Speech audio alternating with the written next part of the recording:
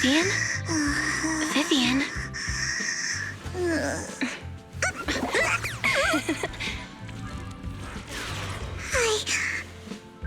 I didn't disturb your sleep, did I?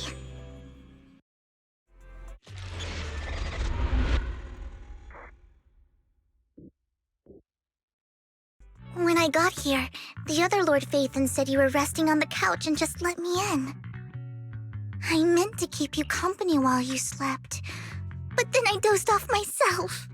I was going to sit here looking super cute, hands cupping my face. You know, like the #1 sleepy face I want to wake up to pose. I can't believe I ended up falling asleep myself. What sleepy face? What pose? That was a lot of words in one breath. Are you sure you got enough sleep, Vivian? No, Lord Phaethon. I was just worried that I had disturbed your rest. Just being able to see you sleeping peacefully is already the highlight of my day. No, my entire month. Though it is a bit late, but... Good morning, Lord Phaethon. That was so formal. Feels like you're about to drop some big news after a greeting like that. Mockingbird's death has stirred up quite the storm. I took some time to gather intel. It seems someone deliberately leaked the story that Hugo is an illegitimate child of the Ravenlock family, but I haven't found the source yet. Could it be Hugo's uncle, Hartman? Maybe he's trying to turn people against Hugo and Mockingbird by playing the illegitimate child card. I suspected that too. He could be using Hugo's background to make people believe Mockingbird is just another Top's pawn. To the upper class, Mockingbird may be insignificant, but it has a loyal following among regular folks. But after some digging, I was surprised to find that the public isn't turning on Hugo. They're actually starting to see him in a better light. Some people feel bad for him, some relate to his struggles, and Hartman's the one getting all the heat. Public outcry against Hartman is growing, with many believing he murdered Hugo for his own selfish gain. Tops is hosting an industry summit this week, a responsibility usually handled by the Ravenlocks.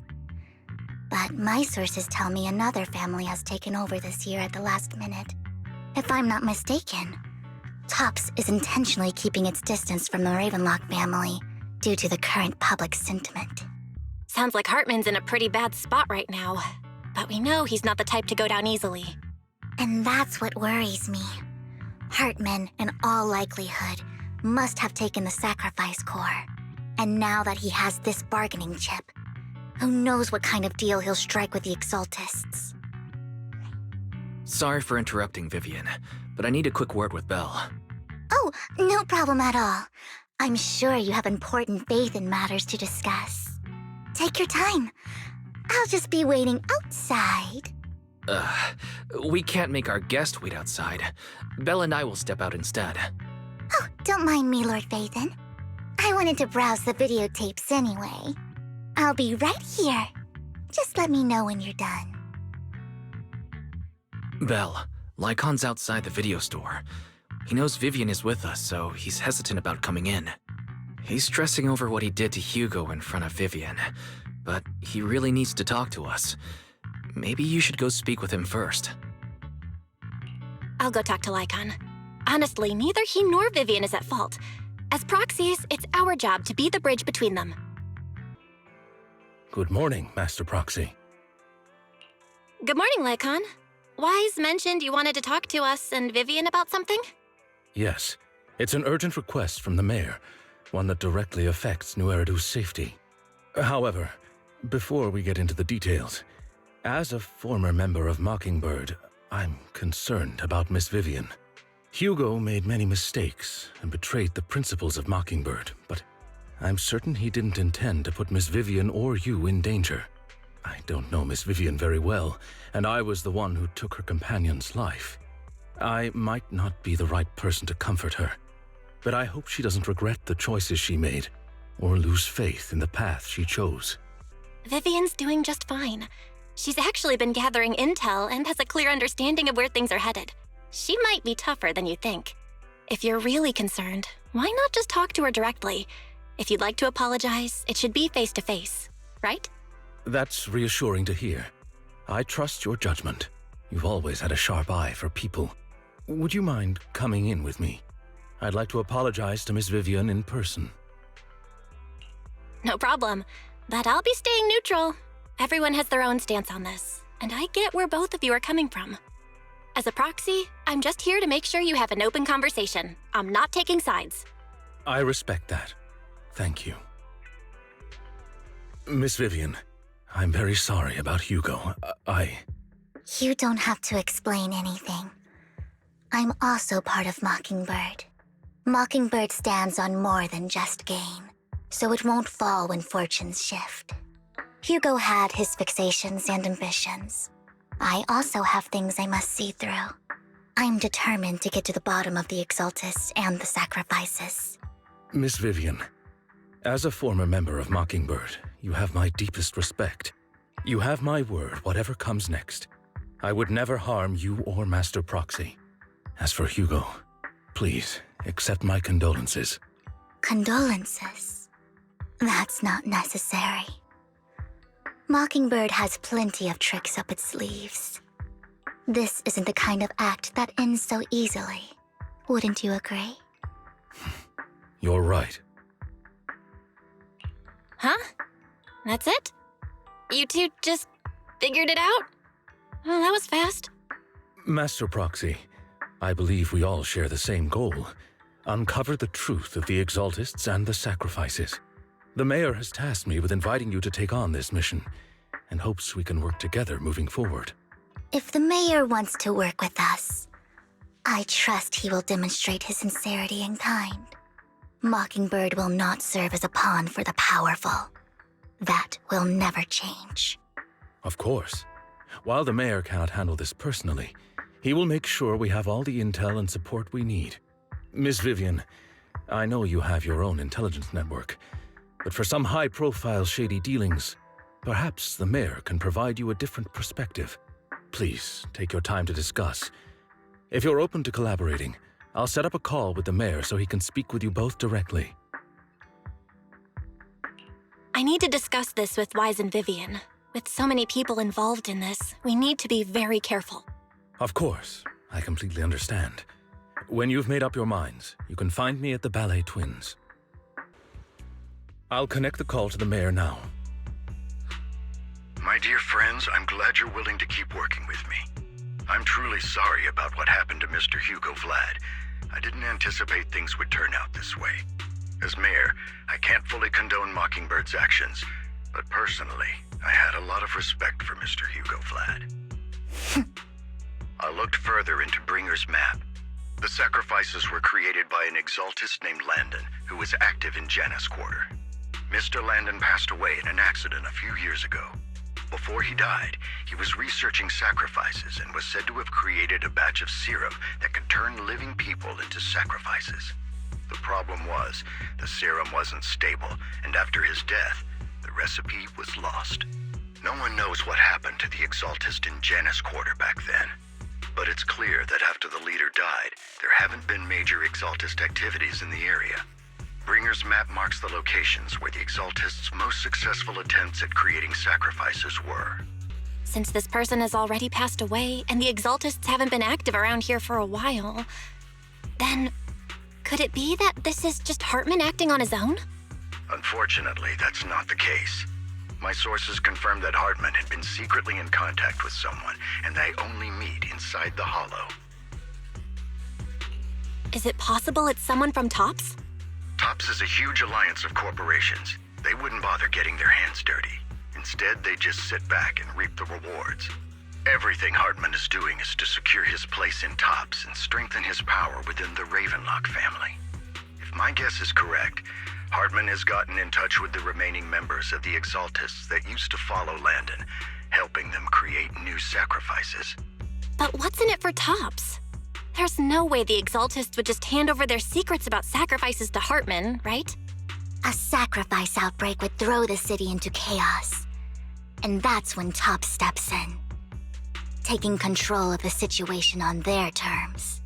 The public will see the mayor as incompetent, while TOPS comes off as the real protectors of the city. And when that happens, public trust will shift towards Tops. And Mr. Mayor, you might find yourself in an unfavorable situation. Still sharp as ever, Miss Vivian. So, what exactly do we stand to gain from partnering with you? Please don't tell me you're doing this out of some noble concern for your citizens.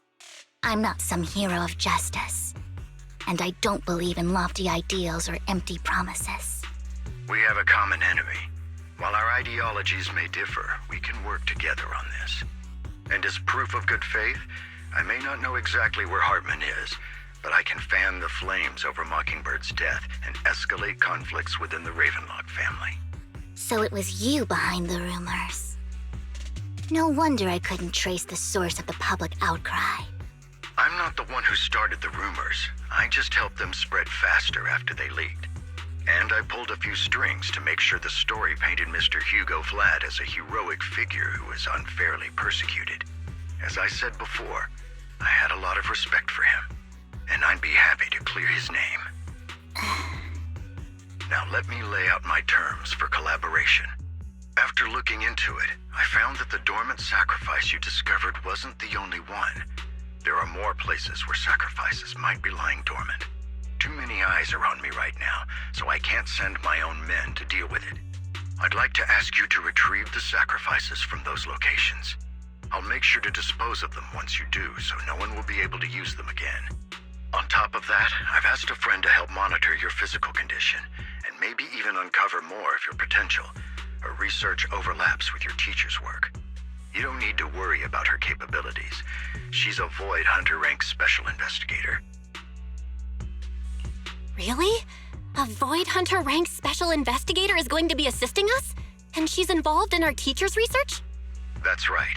She's heading to Janna's quarter for some business. I wanted to set up a formal meeting, but she declined.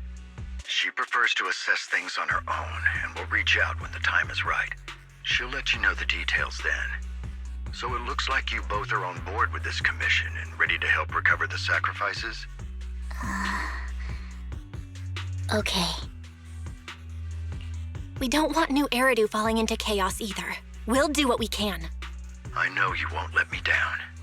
Given our positions, we might not be friends, but we're definitely not enemies. I'll leave the rest to you then. I've got to go. Goodbye. Has someone already taken the dormant sacrifice from here? Or did the Exaltus decide to relocate it? No. If these dormant sacrifices aren't handled carefully, they could awaken and turn against anyone nearby. She wouldn't risk moving them unless it was absolutely necessary. Did she realize the mayor was looking into this?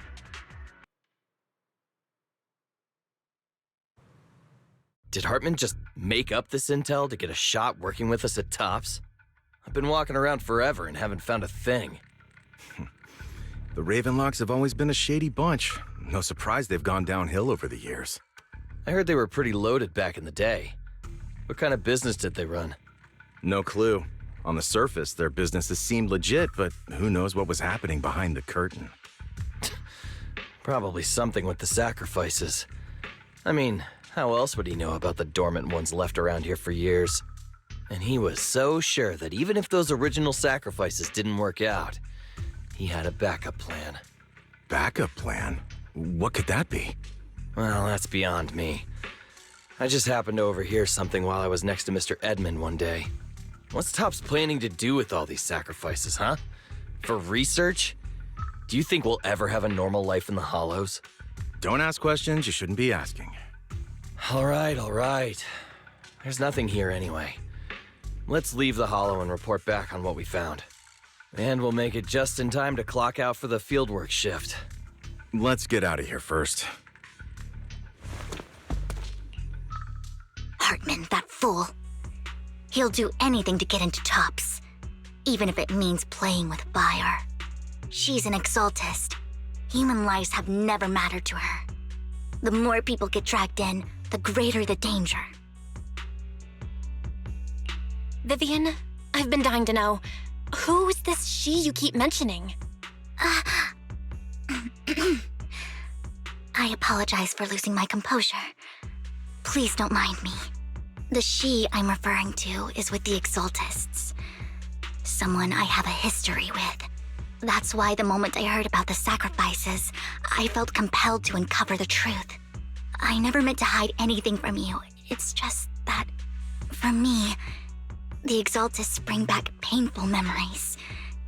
And I'm not ready to face them yet. So, Lord Vathan, please give me a little more time. Once I've gathered my thoughts, I promise I'll tell you everything. Sure, I won't pry anymore. Everyone's got a past, and you don't have to dig up old wounds if you don't want to. I can see the Vivian I know now is super brave and kind. I believe you've really put in the work. Lord Vathan, if we weren't in such a hurry, I'd spend 3 whole hours singing your praises. I'll make note of this and make sure to get it done before bedtime. First things first, let's track down those dormant sacrifices. The Exaltists have probably realized someone's after them by now. I knew it was you, Vivian.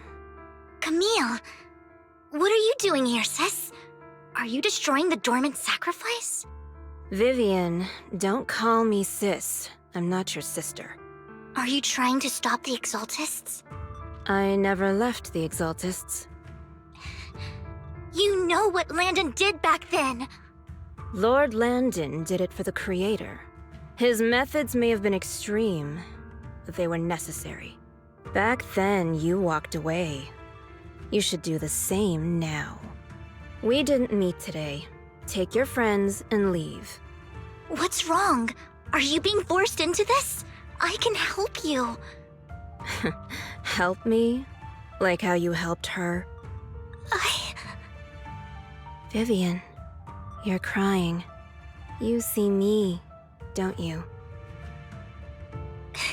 No, You haven't changed a bit, Vivian. No need to hide your tears. I know exactly what's ahead for me. You've made your choice, and I've made mine. One last piece of advice. Stay out of this. She loathes you. I won't tell her we met today. Don't show yourself around us again. Camille! You two took longer than I expected. Did something happen? We searched the coordinates the mayor provided. Most of them were already empty. No dormant sacrifices. Camille, the Exaltists have been actively destroying the dormant sacrifices. The Exaltists? There's no reason for them to go after the sacrifices, right? Vivian is telling the truth. I saw it too. And one of them is someone I once knew. I thought she would leave the Exaltists after Landon's death, but she stayed. Do you have a history with the Exaltists, Vivian? When I was a child, I stayed with the Exaltists for a while. Back then, Landon was one of the most respected figures among the Exaltists in this region. A lot happened, and after Landon died, I left. I can't turn a blind eye to the sacrifices. I know all too well how many lives have been lost bringing them into existence. Ever since I learned a sacrifice had appeared in Janus Quarter, I haven't been able to stop worrying. I won't let history repeat itself. That's why I asked Hugo to investigate, starting with the Sacrifice Corps. Vivian. Please stop. I'm not looking for comfort. I'm just recounting the story for you to understand the situation. We've got bigger things to focus on. But when I do need comforting, I'll come straight to you. I hope you'll make time for me, Lord Vathan. Just so you know, I'm not the easiest to console. No worries.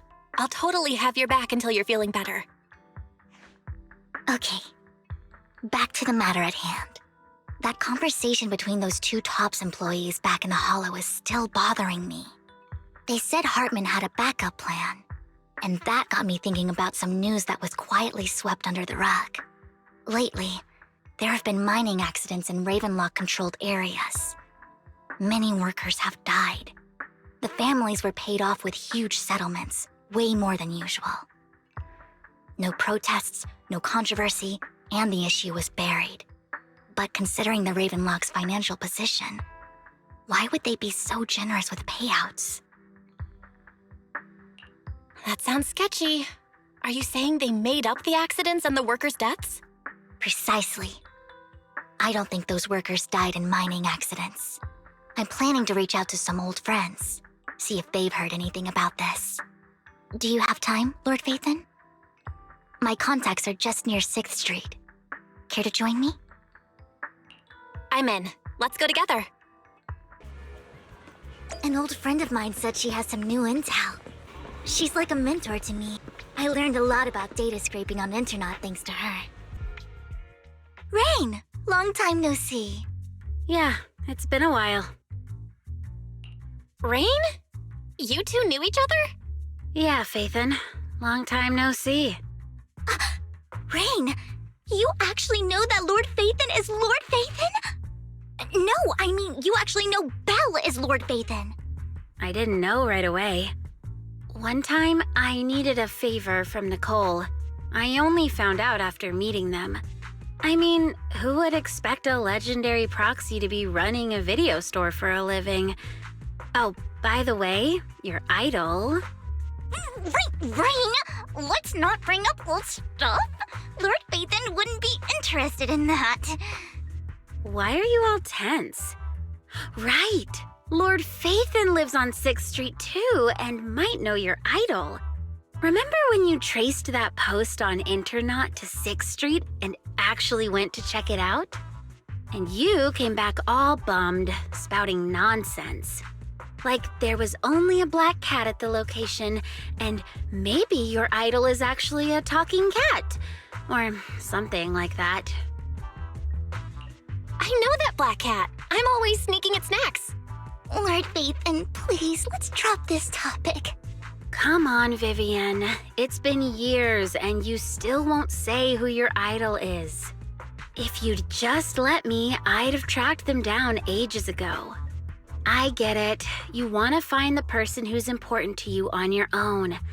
But you've tried so hard already. It's okay to lean on me a little, you know. I'm sure your idol won't hold it against you. I shouldn't have come to see you. Huh? What's wrong? Hey, Rain. Vivian said you might have some new intel. So let's get to the important stuff first. All right, let's get down to business. Here's something I'm pretty sure about. The Ravenlock family's claim that those missing workers died in an accident? Don't buy it. The last signal from those workers was near the hollow, then communication went dark. I think they were taken into the hollow.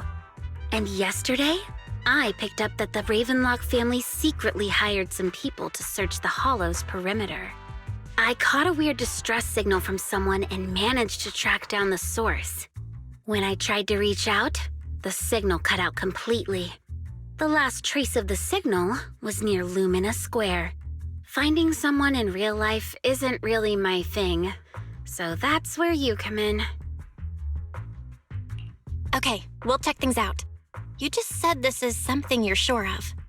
Do you have anything you are unsure about? I dug up some info online, and one thing stood out. A few days ago, there were some creepy sounds coming from an abandoned warehouse by the port. The place was locked up, so no one could see what was happening inside. Not sure if it's related to your search. If you don't find anything useful around here, it might be worth checking out. Well, that's all I have for you. Thank you, Rain. Don't get all emotional on me now. I'm just helping out a friend. This one's on the house.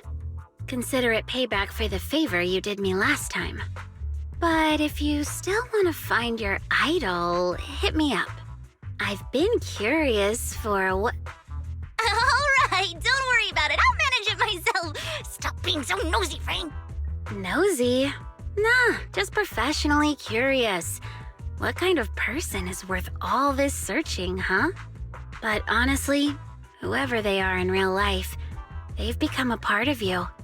You've come a long way in this search, Vivian. I much prefer the person you are now. So if you find this person, don't chicken out. Go meet them. People will appreciate you for who you are.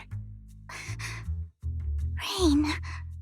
I might not care about the real world or what it'll be like, but I hope everyone I know can live a good life. I'm counting on you to save the world, guys. All right, I have other business to take care of, so I'll leave the rest to you. Lord Phaethon, please pay no mind to what Rain said. That big guy's up ahead. Let's hurry. Aww, one Denny Boo is just too cute, right?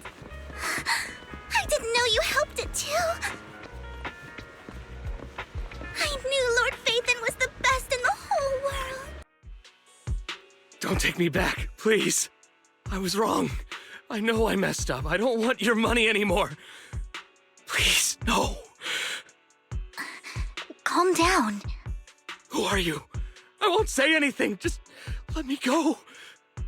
I don't know anything. I swear, I know nothing. We're not PubSec, the HIA, or the Ravenlock family. We won't force you into anything. There's no need to be afraid. What do you want from me then? We simply want to know where the Ravenlock family took you and what they made you do. I can't say. I can't tell you. I have a family. They'll hurt them. You never saw me. Please, just stop asking. Don't you wish to see your family? I don't deserve to see them. It's my fault. I was greedy. I did this to myself. But your family must miss you dearly. I'm sure they won't blame you. No, it's my fault. It's all on me. I don't want to drag them into this. If the whole ship is sinking, no one on board can escape. I'm just a nobody. And right now, there's nothing I can do to change anything. If you care about your family and friends, now is your chance to stop the disaster before it's too late. Even a butterfly flapping its wings can send a tsunami surging across the ocean. No one knows how this will turn out. But if you do nothing now, the only thing waiting for you at the end will be regret. We're not here to turn you in, and we won't force you to confront them. You'll be safe with us. I'll help you return to your family. But you must tell us precisely what happened. Hartman offered a huge amount of money, looking for workers to go into the hollow to guard something. The money was way too good. We all kind of figured something wasn't right. I thought it was just smuggling or guarding some kind of illegal ether resources, so I signed up. After we sent in our applications, Hartman's men took us into the hollow. The first place we went, there was a strange box. When we got there, they handed us some pills, saying they'd improve our aptitude for ether, for us to last longer in the hollow. But after I took them, everything went fuzzy. Something was definitely off about those pills. When I woke up, I saw my coworkers dead in front of me. And there was blood all over my hands. They said something about me being a good experiment, moved me somewhere else, and locked me up. They wanted to inject me with something. I got scared and didn't know what was gonna happen. But then a blonde guy found me, gave me a carrot, and let me go. So I escaped. I didn't want to kill anyone. I don't know. It wasn't your fault that your coworkers died. You were just a tool in their hands. Do you remember the place they first took you? Do you know what was in that box? I only remember the first place was like a rooftop. I think it was on top of a tall building. What exactly was in that box? I can't remember. I'm not lying. Those pills they gave us, they make you hallucinate. I took just one and my mind felt like it wasn't my own. My memories turned into a blur. I'm telling the truth. I'm not trying to run from my mistakes. I just really can't remember what happened. I know you're not lying. We'll arrange for your protection. you can rest easy and recover, and your family won't be dragged into this. Once this is all over, you will be able to reunite with them. I've been meaning to say this for a while, Vivian. You're just so calm and decisive when things get tough. Totally different from the impression you gave me at first. Actually, I wasn't always like this. I used to run away when things got tough. There was even a point where I just wanted to disappear. As if my very existence was the source of suffering. I wondered. Perhaps leaving it all behind could put an end to the pain. Whoa. It's hard to imagine you like that. I mean, you had this super intimidating vibe when we first met. Well, I was on a mission at the auction when we first met. And just as Rain said, I've come a long way from who I used to be. Speaking of Rain, it's still wild to me. I never thought you and I would have mutual friends. And you even know one Denny Boo. Can you believe we might have passed each other so many times without even realizing it? Enough about me. Tell me more about you, Lord Phaethon. Where have you been? And what have you experienced? Looking back, I feel like I've been through a lot lately. My brother and I even lost our Phaethon account. Oh, everything started when the Cunning Hares took something from the Red Fang gang. I remember it should be around here. That store's been sitting in my favorites for ages.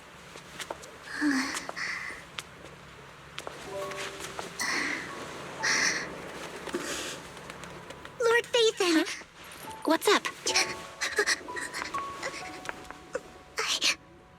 I've seen that black cat on 6th Street.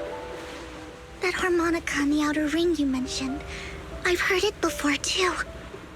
I've even been to the monument outside HoYoverse. But none of that was a coincidence. It was me.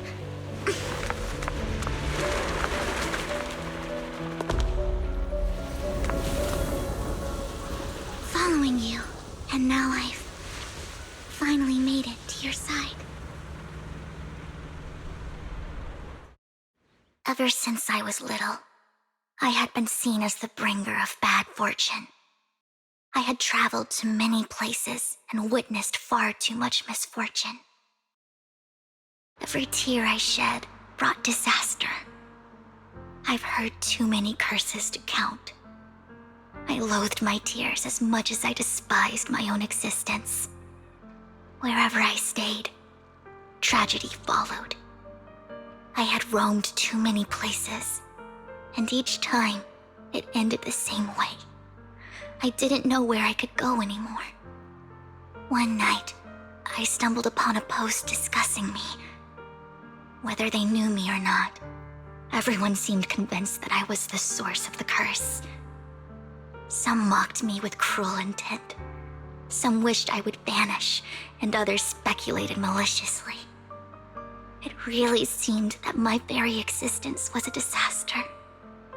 In that moment, as darkness enveloped the city, I saw lights flickering to life all around New Eridu. So many lights, and not knowing where to go, I thought, if only I could disappear into those lights. I made up my mind, and right then, my phone rang. I decided to take one last look. I wanted to know who left me my final message from this world. It was you, Lord Phaethon. Wait, really? Me? Yes. And I checked with the other Lord Phaethon. You were the one using the account at that time, but I know you probably don't remember it. After all, it was just an ordinary day with an ordinary post and meaningless comments online. But for me, it was the night I finally realized where I could go. I wanted to walk the paths you had walked, see the sights you had seen. And then, one day, share it all with you, face to face. What did I even say in that comment?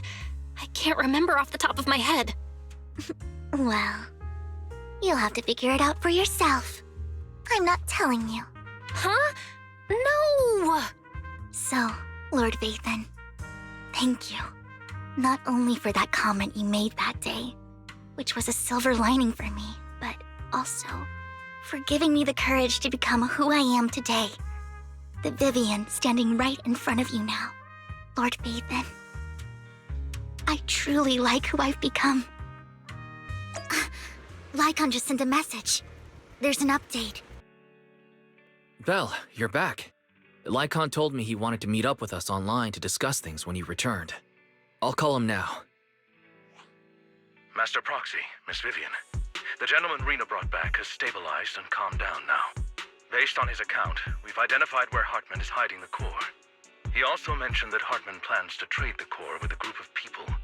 We suspect that this group consists of members from the Exaltists. I knew it.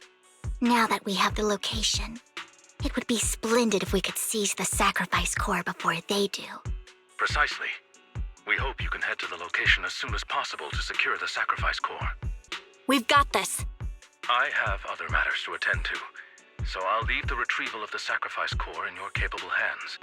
The mayor's friend that he mentioned before will also be assisting you this time. The target coordinates have been shared with her, and she'll meet you there. Please ensure your safety, and I wish you all the best. Where's the sacrifice core? Camille, you really think I'd stroll around with something this important? Plus, even though the Ravenlocks and the Exaltists have been working together for ages, I've hardly even met Lady Dina. I'm the one offering the sacrifice core here. I'm curious what Lady Dina's got lined up for me in return? I'm just here to verify that the core you mentioned is real. Once that's sorted, Lady Dina will give you a proper response. Our partnership isn't just talk. We need to be sure you have what we need before moving forward.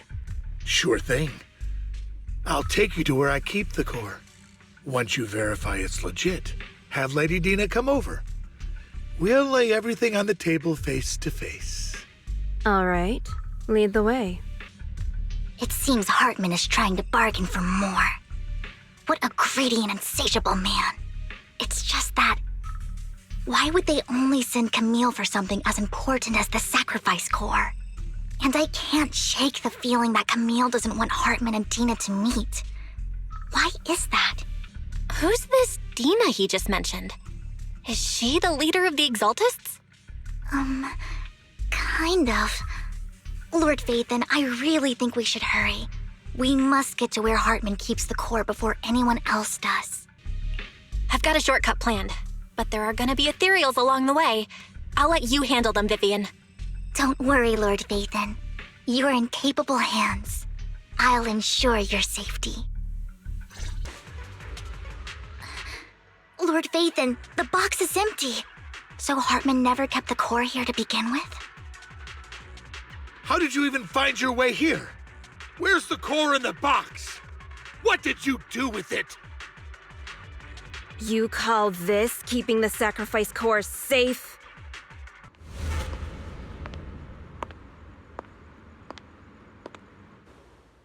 Vivian, it's been ages. Dina! Oh my, you actually remember me. So sweet. Look at you, thriving. I thought you'd totally forgotten about our past. So, tell me, do you ever dream about the people you've killed? Are they crying in your head all night? Back then, I had no idea. You had no idea? While you were soaking up all that love from your daddy and everyone else, you had no idea what was going on? I wasn't... Lady Dina, Miss Vivian didn't actually... Camille, when did I say you could meet up with Hartman today? I just wanted to make sure the sacrifice core is legit. I was worried Hartman might try to pull a fast one on us. Really? So loyal. I thought you'd be more like the old days. Just a few words from Vivian and you'd be plotting my demise. Just like what you did with Father. I won't, Lady Dina. Don't even think about betraying me, Camille. You owe me for what went down back then. However, I do understand your worries. This core, it's fake. No way! I got this straight from Hugo! It can't be fake! How can you just claim it's fake without any proof? Ugh, seriously? The sacrifice core can max out the ether particles within human bodies in no time at all. But look at your little subordinate. How uncouth. He's making noises like some animal. Can you shut him up? So annoying. The masterpiece Father made for the creator isn't this worthless piece of junk you're holding. So, the real core. Vivian, where do you think the sacrifice core is really at? I don't know. If I knew where the real core was, I'd destroy it without a second thought. Dina, you understand what the sacrifices are, and you know those who were blessed should not have to endure such horrors. Oh, they shouldn't have suffered those horrors.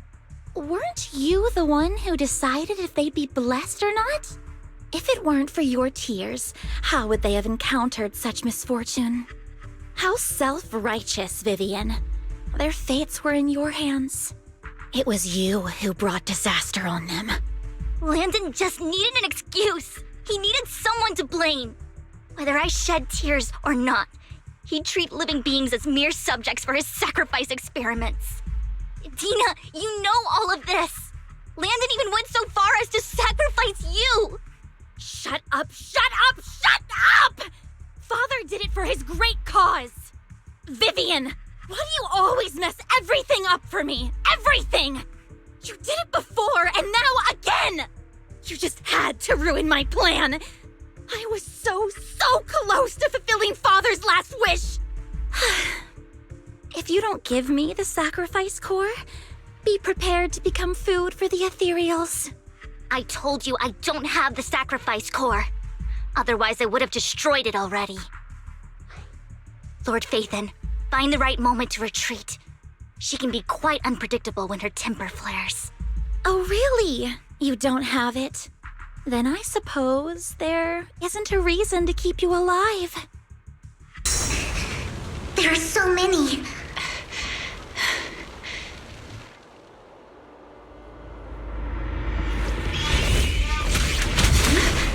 It's ink?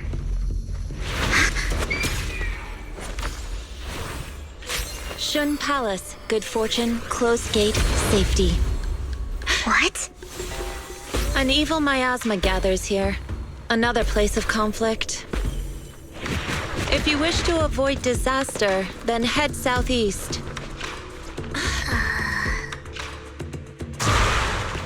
Now! Thank you.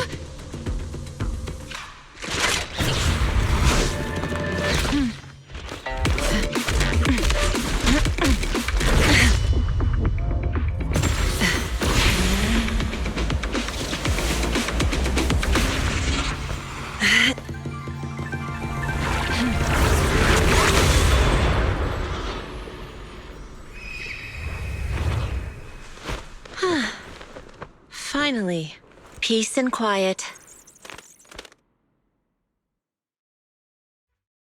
You must be Belle, right? Mayflower mentioned a special partner might need my help. Can I ask, who are you? I'm the 13th generation master of Yunque Summit. You can call me Yixuan. Mayflower passed along your info, and I was curious what kind of person you are, so I came to see. At first, I thought it might be a hassle, but your energy feels really calming. Quite nice, actually. Oh, so you're the investigator the mayor talked about. Yes. He also asked me to be your temporary teacher and offer you a bit of guidance. Guidance? What exactly does that mean? Unfortunately, this isn't the right time or place to talk. I have some investigation work to catch up on, and it seems you've got quite a lot on your hands, so let's part ways for now.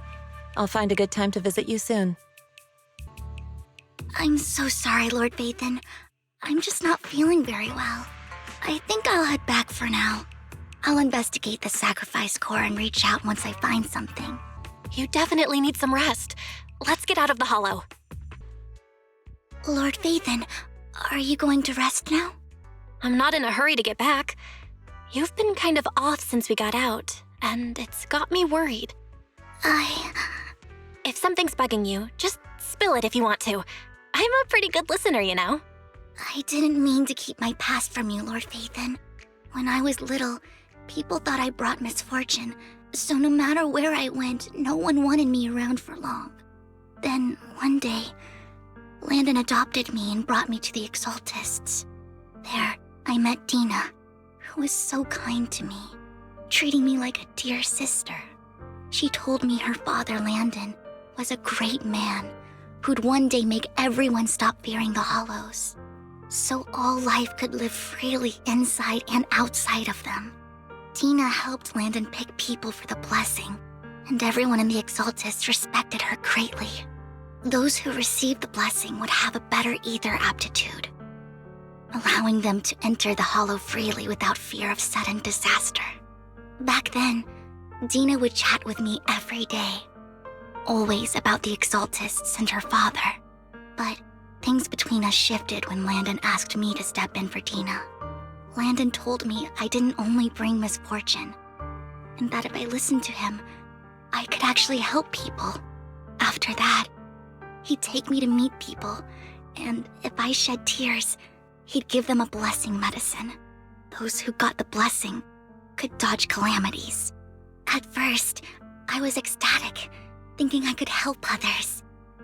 I shared my joy with Dina, but that was when she started to pull away from me. The blessing medicine. Please tell me that wasn't the sacrifice serum Bringer had. Yes, to be precise, it was an early version of the sacrifice serum. Landon's medicine wasn't stable. The medicine Landon developed could boost abilities quickly, but also sped up the development of ether corruption. In the end, most people turned into ethereals, and a few became sacrifices, losing all human consciousness. The ethereals were killed while the sacrifices were given to the higher-ups of the Exaltists. The Exaltists wanted the sacrifices to hold human consciousness, so Landon's medicine was seen as a failure, and he gradually lost influence within the Exaltists. One day, I saw Dina, and tears streamed down my face. In a bid to save his reputation, Landon decided to let his own daughter receive the blessing. I had always thought that getting the blessing was a good thing, until I saw terror in Dina's eyes that day. That evening, I broke Landon's rules for the first time and followed him out of the Exaltist's residence. I trailed him to the Hollow, where I witnessed someone who had been blessed becoming corrupted. In the end, that person became an ethereal. Then, without hesitation, Landon killed him. Before Landon returned, I went back to the residence and snuck into his study. And there, I uncovered the truths I just told you. And just a few days later, it was time for Dina to be blessed. I wanted to save her and stop anyone else from getting deceived. So, that day, I told everyone present that Landon should be the one to receive the blessing, not Dina. At first, Landon argued, and no one believed me. But, in front of them all, I looked at him and let my tears fall. Lord Landon, please accept the blessing. Vivian, you... Why won't you accept the blessing? Were you lying to us? Ungrateful fools! You have no use anymore! Liar! Run! Run! Dina, wake up! We have to go. Vivian, what's happening? Listen to me. Lord Landon's so-called blessing isn't...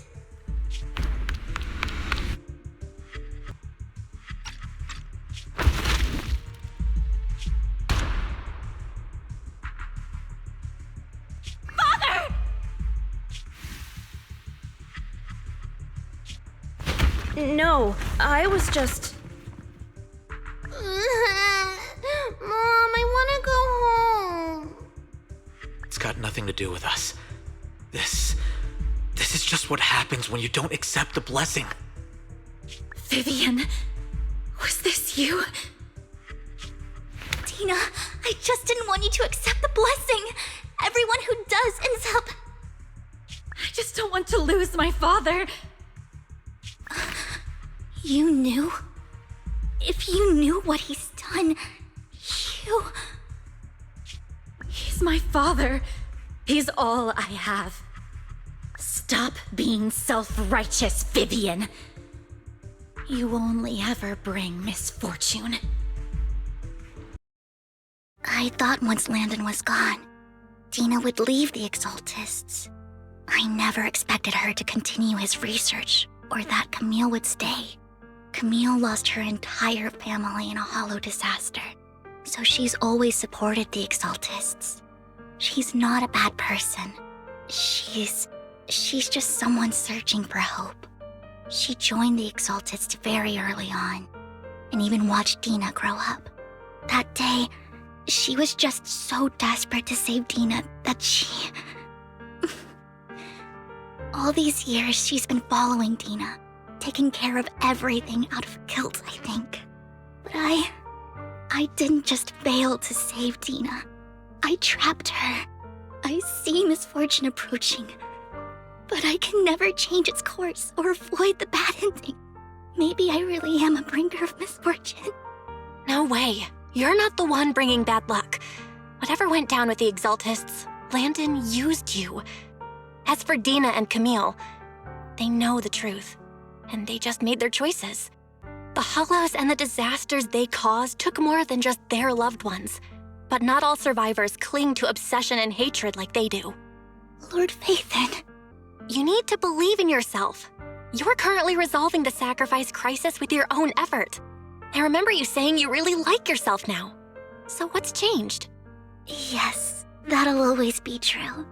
Thank you for listening to my story today.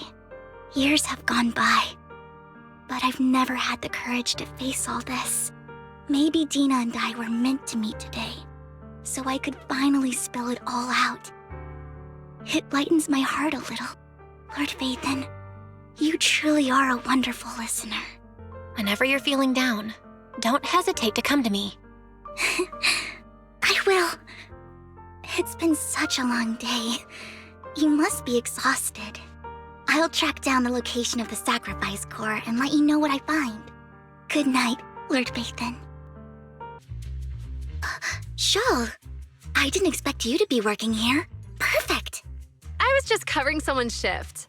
The screening here is super strict, and I was afraid the supervisor would realize I was new and subbing for someone, so I hid in the control room during the supervisor's inspection.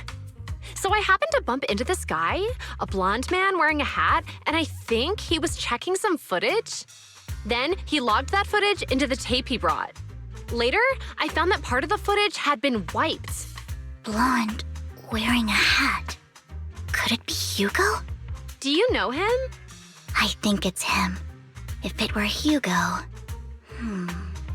I think I know where he would hide the tape. Thank you, Shaw. You were a big help. Great! You also helped me a lot when I started working. I used to make mistakes all the time. If it weren't for you cleaning up my messes, I would have been fired ages ago. So I'm happy I could help you too. All right, go ahead and do what you need to do. We'll catch up another time. If I'm not mistaken, you and Vivian share the same goal. Silence is no good for negotiation. I just don't want Dina to reach a point of no return. Hasn't she already reached that point with what she's doing? The formula for the Landon serum was lost, but a batch survived, and Dina was able to develop a substance that can be used for mind control. She's trying to combine the two to make sacrifices that would obey human commands. If the dormant sacrifice and the remaining Landon serum are destroyed, we can put an end to this. Dina's concoction can't create sacrifices on its own. And the sacrifice core? That belongs to the creator, not her. Although I find Landon's methods despicable, I can't deny that the Exaltists and the Creator are leading us in the right direction. I just don't want Dina to spend her life trapped by her father's mistakes. I mean, no offense, but I find your protectiveness rather weird. I will confirm the location of the dormant sacrifice and find the chance to relay the information to you. I do not want any of my people to be going into danger. As for the sacrifice core, I can only guarantee that it will not fall into her hands. As for how things will ultimately play out, The Creator will guide me.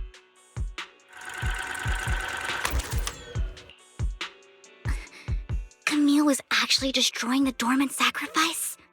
Now Camille's actions make sense. But why did Hugo never tell us? Hugo... Belle, Lycon said there's something urgent he needs to discuss with us right now. All right, let's patch him in.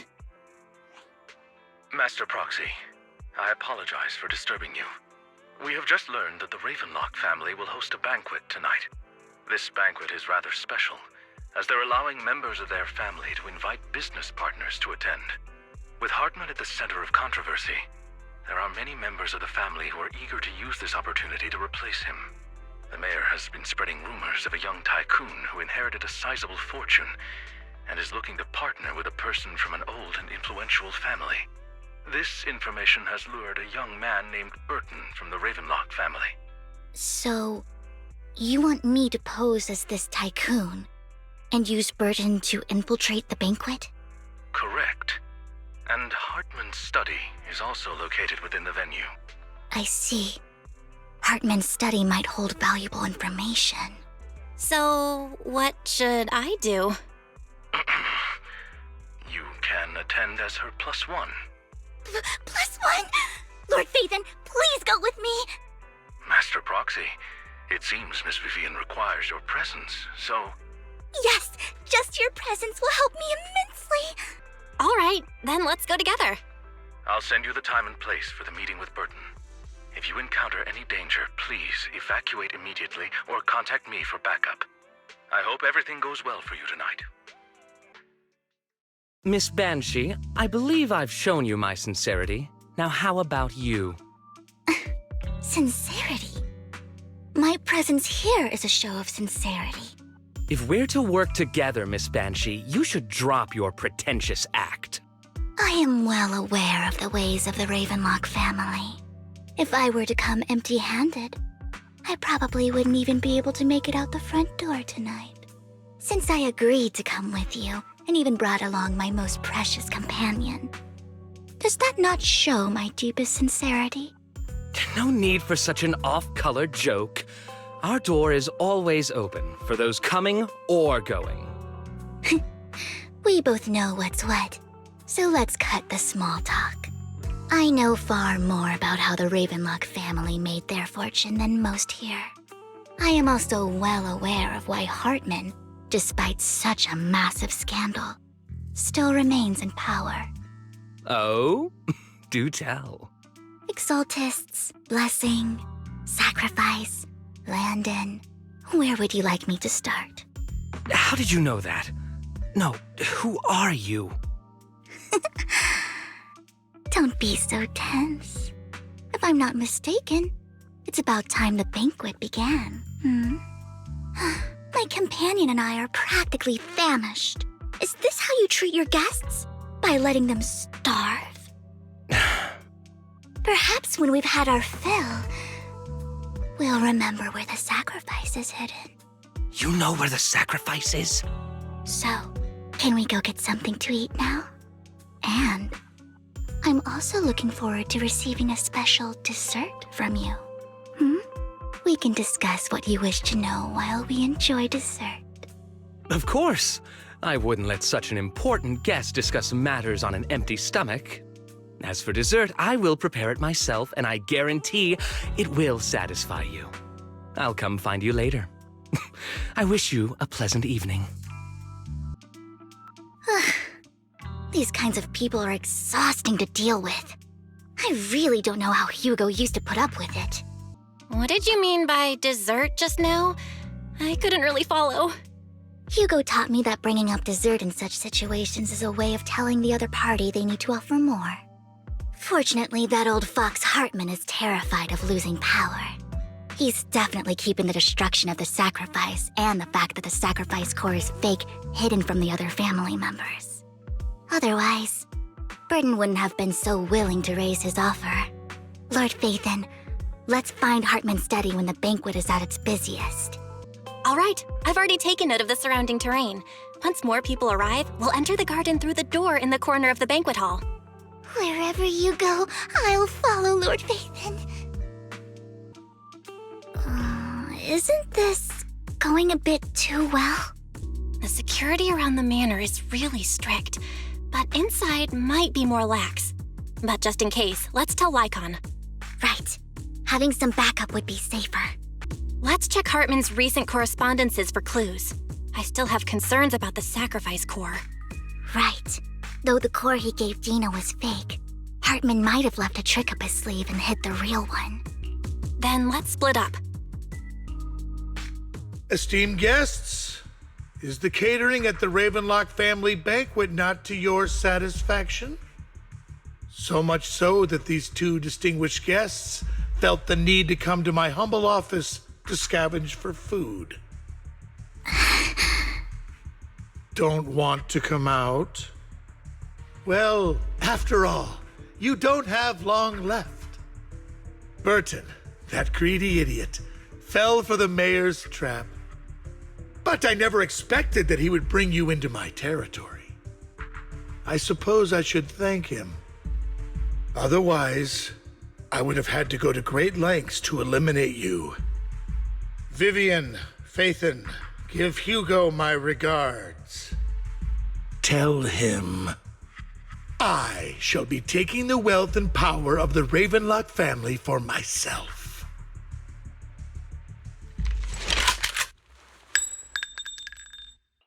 The bullet?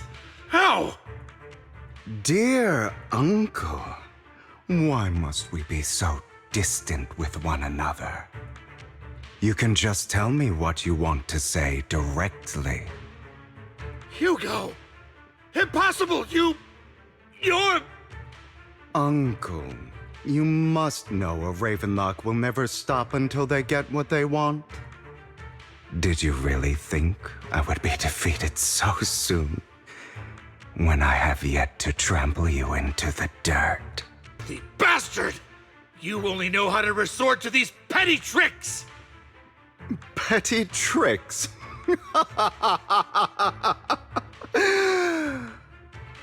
Perhaps you'd like to know what I managed to accomplish using this faked death of mine. My dear Uncle. Faking my own death. Hope it's all worth the theatrics in the end. It was just to keep Hartman off my back, but maybe I went a little overboard. The manager must be pretty shaken up. I should apologize at some point. You're taking longer to rest than I expected. Lycon, you think too highly of my physical capabilities. Well, thank you for your cooperation. I must say, if nothing else, at least your acting skills have improved. Why do you look so angry? You should be happy. We pulled that off together with flawless teamwork and managed to fool everyone. Drop your foolish facade. I'm glad you still remember the code we set all those years ago. And thank you for ensuring your sleight of hand didn't deteriorate. Oh, right. I should also thank the blood bag hidden in my clothes and our other props. Do you remember when we last used this trick? It was probably ages ago. Sometimes I really don't understand you. Have you never thought about what the consequences would be if I didn't understand your code? If I decided against helping you? Or if I just couldn't control my strength properly? You'd understand it. Of course. If things really did go awry, I had alternative plans. You wouldn't be so arrogant as to think I'd bet everything on you, would you? You're insane. Aw, I'm flattered. So what exactly is the purpose behind all this? Surely after going to such great lengths to erase your own existence, you don't just plan to hide here and reminisce about the past with me. Don't try to brush this off. I've already helped you enact your plan. Tell me the truth. Don't get your tail in a twist. I have more plans that require your assistance, so naturally I would not hide anything from you. Simply put, as things stand, whether as Hugo Vlad or as Mockingbird, I am doomed to die. Seems you've made quite a few enemies. As a member of the Ravenlock family, I negotiated with Edmund and managed to obtain resources from Tops for my future plans. I also confirmed what attitude they held toward your master, the Mayflower family. Meanwhile, I used my identity in Mockingbird to strike a deal with Hartman and gather information on their collaboration with the remnants of the Exaltists. That's where I got my intel on what Bringer left. Oh, by the way, the crime declaration letter that your dear mayor received, that was also sent by yours truly. He's probably figured that out by now, right? Though I'm not sure if he told you. The mayor learned about the sacrifice attacks through his own means, but lacked an opportunity to take action. That warning letter was precisely what he needed. You aren't hopeless yet. How delightful. In short, I'm more well-informed than your lot because I get around, dealing with all these different important figures. But of course, it comes at a cost. It's only fair. After all, you can't hide the smoke from a wildfire. Rather than trying to carefully tame it and risk setting yourself alight, it's better to let it burn free. When I helped you put on your little act, killing you in front of everyone, you left the sacrifice core to Hartman. That was intentional too, then? Oh, yes. And it worked like a charm, didn't it? Now no one cares for me anymore, and all eyes are on Hartman. A perfect situation for keeping the Ravenlock family in check while dealing a cutting blow to the Exaltists behind them. Another crucial point is Vivian and Phaethon. I must sever any ties they have with me or Mockingbird. Although I feel bad for Phaethon about what happened, but it had to be done. That's the only way they would be safe, allowing the plan to continue. I noticed that you never turned your blade toward Master Proxy. So, those words you said back then were also... I will bloody my hands. I will carry the weight of my sins. I will become the Abyss. Obviously, it was all an act. My acting has always been impeccable, as you know. Hugo, you're taking such a tremendous risk. Why? Would you believe me if I said it's for justice? But unfortunately, it's not. I want revenge on the Ravenlock family. And I will make sure that despicable excuse for a human being, Hartman, suffers a slow, torturous end. Of course, I also promised Vivian that I would help her investigate the whole thing with the Exaltists. That's all. You don't look too good. Is it your wounds? No. This is the first problem I plan to resolve. Lycon, do you have a place that is sufficiently discreet, quiet, and can take a lot of damage? What exactly are you doing? Don't look at me like that. If I didn't have to do this, I wouldn't. Hartman recently obtained a bizarre substance, most likely from those crazy Exaltists. After use, it allows control of the victim's mind, to some extent. You were dosed with it. To be more precise, Lycon, I deliberately allowed Hartman to put this drug in my cup to facilitate our previous collaboration. After finding out about it, I quickly found someone to help analyze its composition. The good news is he gave me a very low dosage, perhaps because he was afraid I might notice. There's a different medication that can delay its onset, preventing me from actually being under his control. I simply need to put on a show in front of my dear uncle. The bad news is that currently there is no antidote. When I delay those effects, however, they will accumulate and erupt when my body reaches its limit. It may even break my mind. And that's exactly what's happening now. I need to endure those accumulated consequences. So, I will lock myself in this room for however long that takes. I've tied my limbs to prevent me from smashing this place or accidentally hurting myself. Anyway, after you leave, do not open this door, no matter what you hear. I recommend seeking professional medical assistance. This is advice I received from a doctor. Or are you saying you don't believe I can make it? So, come find me here at the scheduled time. All you need to do is smile and await my victory.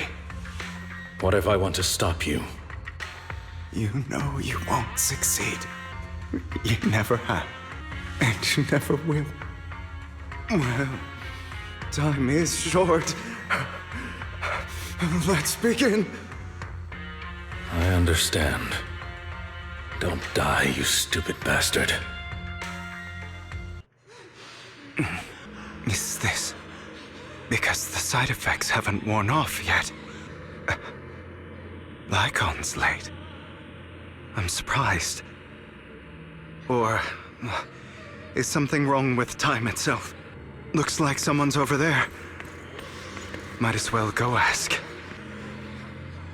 It's all your fault. I wish I had never given birth to you! Everything will get better if you just die, right? If you die, he'll come back. We'll have another, more perfect child. One who will inherit the Ravenlock family bloodline. Then I'll be able to escape this pain. So, Hugo, for the sake of Mommy's happiness, just die, okay?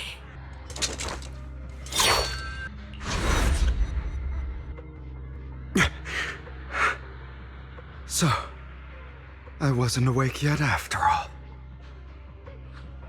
That's because you don't want to wake up again. Who are you? I am you. Hidden deep within your heart. Your most true self. You want to kill her, don't you? Your so-called mother. Every time she beat you without reason, when she tried to gouge out your eyes, when she sold you into that hell, laughing all the while. You wanted to be the one to end her life. Why not admit your hatred? As you are, you can hunt her down and make her pay for the living hell of a childhood she made you suffer. Yes, I hate her. I hate her because she was foolish and shallow, greedy and stupid. I hate her because she doesn't deserve to be a mother. She did everything she could to try and get into the Ravenlock family, believing she could live a life of luxury without having to do anything and never realizing she was a pawn, discarded from the very beginning. So she chose to blame me.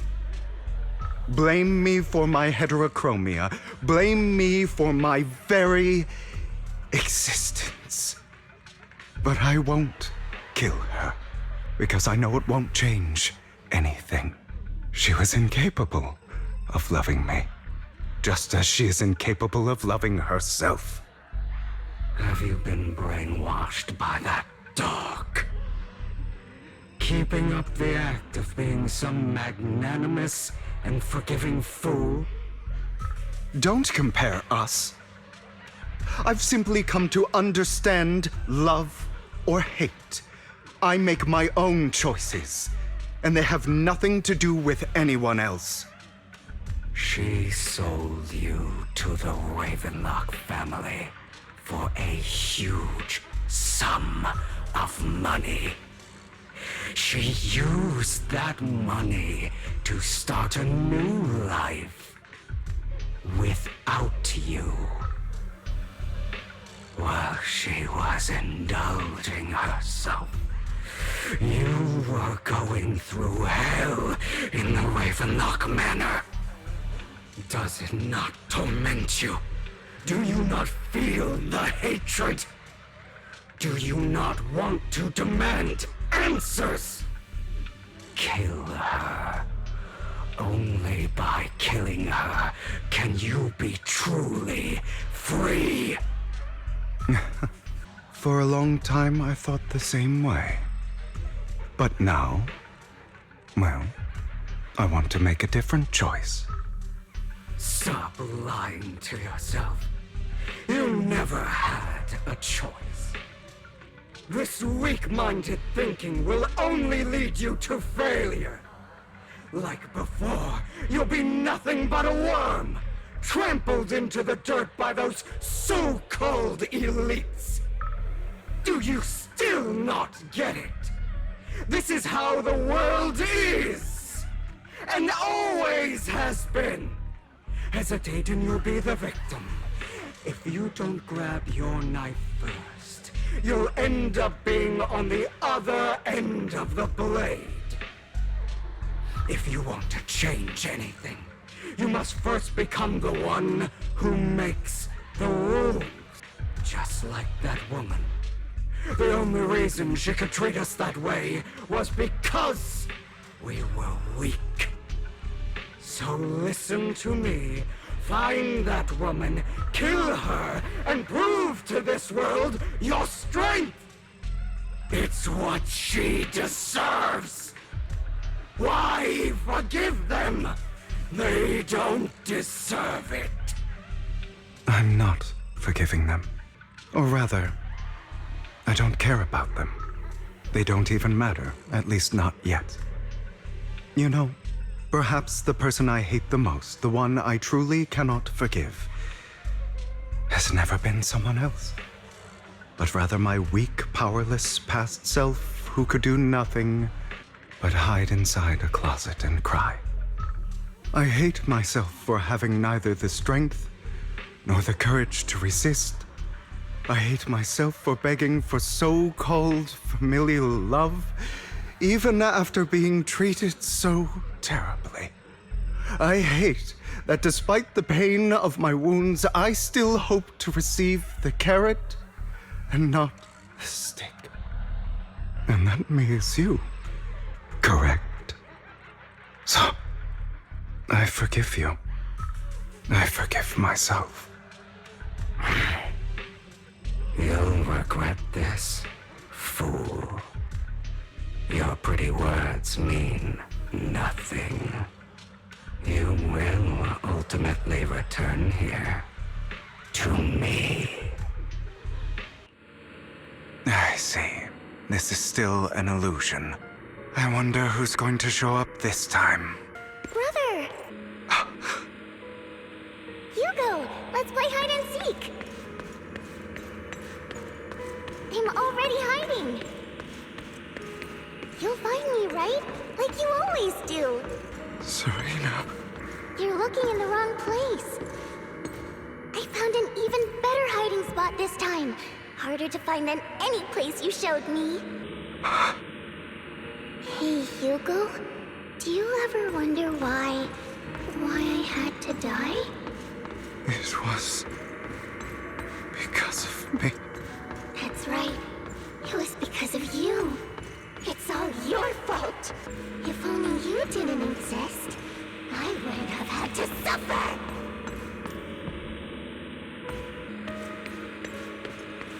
Still looking in the wrong spot.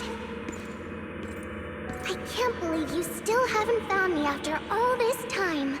Have you forgotten about me? I haven't forgotten. It's okay. I'll forgive you. I'll still be nice to you, just like before. I was the only one who was ever nice to you, wasn't I? Yes. Then tell me, why do good people always suffer? Why is kindness always punished instead?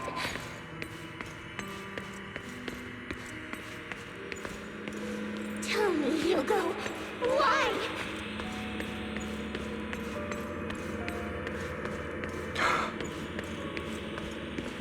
Hugo, are you lost?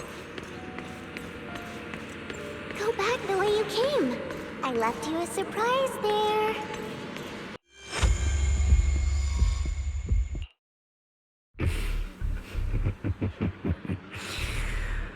I told you that you would eventually return. We meet again, my friend. I told you, I am you. The side of you that you've always tried to deny existed. Of course. I know. This time it's about Serena. Right? Yes. Your half-sister. And the only child in the Ravenlock family who was kind to you. Unfortunately.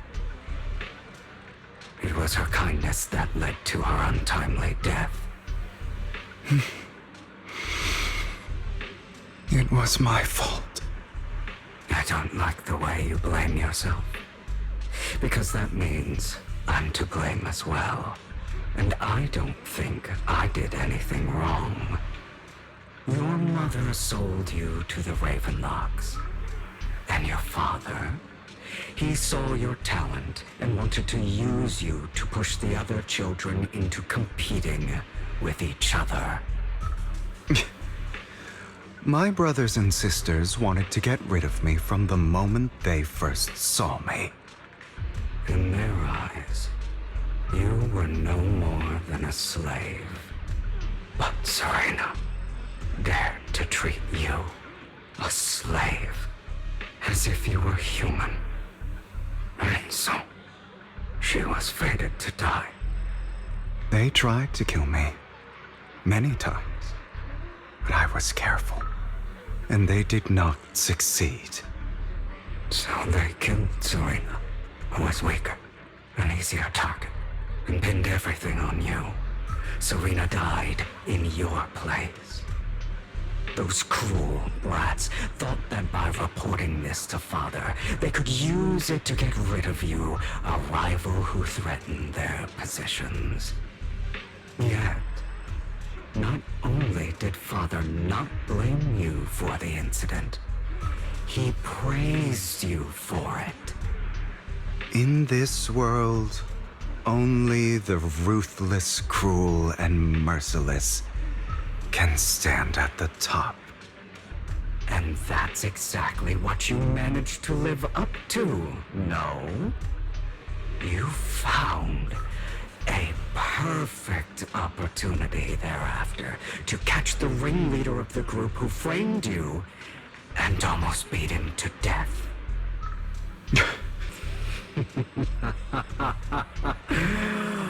Oh, you should have seen the expression on your face back then.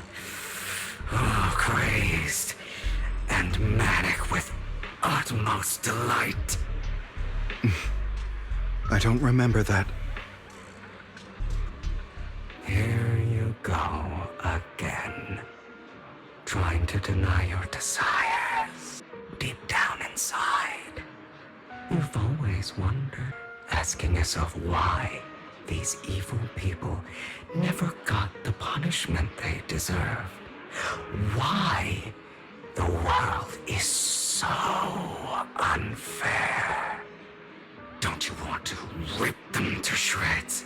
Just like that day when you beat that boy's face into the dirt until he was barely recognizable. His disgusting blood staining your fists.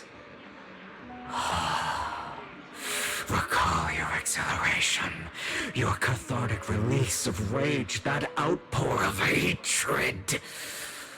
That victory belongs to you. You deserve it. Those brothers and sisters of mine are all dead.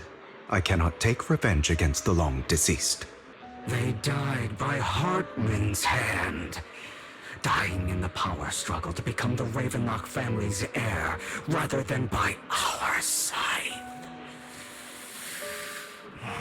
Boring. Boring. I find it hilariously ironic. Children who would murder their own kin for scraps of power dead at the hand of their uncle who followed their example. Is that not karma? Power struggles pitting kin against each other, betrayal, suspicion, and hatred between people of the same blood. It's like a curse, written into the Ravenlock family's genes. Laughably stupid. Don't forget, my dear, that the same blood flows through your veins. That's right, my dear nephew. No matter how much you deny it, the blood of the Ravenlock family flows through your veins. Survival of the fittest. Only the strongest deserve to live. Only the strongest deserve to rule. This is the path of success that has led the Ravenlock family to victory countless times. A blessing and a curse etched into your flesh and blood.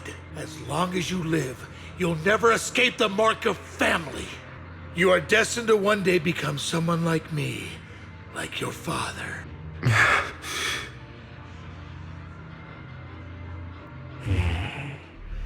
Is that fear I sense? I can see you trembling. Why does the Ravenlock bloodline terrify you so? I won't become like my father. Never. You won't become a failure like him. So relax.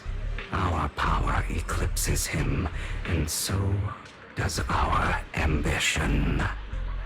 So, do not deny your own desires. Do not resist your own ambition. This is the talent you were born with. The best gift fate has ever given you. Admit it. Deep within your heart lies a spark, yearning to ignite a raging inferno that will burn everything down. And I am that spark. Lycon, never thought I'd be this genuinely thankful to see you. Seeing you means this never-ending nightmare is finally over, right? I don't want to hear something like that from you. You have no idea what that man, my father, is really like. A person who stops at nothing for their own interests and ambitions. Just like what you're doing right now. And what do you think I'm doing this for? All of this was part of your plan. You knew where the Ravenlock family was going to be, so you set Mockingbird's target there. To seek revenge, you plotted to assassinate your own father, but he was too vigilant, and you failed. After almost being assassinated, your father was furious and locked everyone in the hall, but was unable to find the assassin. And what a coincidence that a hollow disaster just occurred in the vicinity. So he used it to eliminate all the unfamiliar faces there, turning them into victims of the hollow, an easy feat for the Ravenlock family.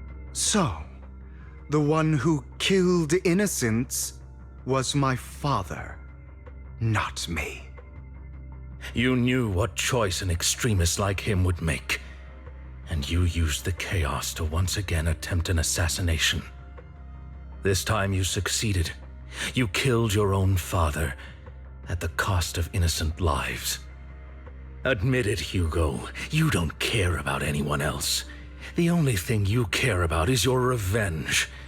How is that any different from your father? Enough. I'm tired. I may hate him for betraying me, but he wouldn't say something like that. What? You aren't Lycon. You're the other me, hidden deep within my heart. I've been waiting for you, my dear. It seems you've already grown accustomed to this place, even turning the tables on me.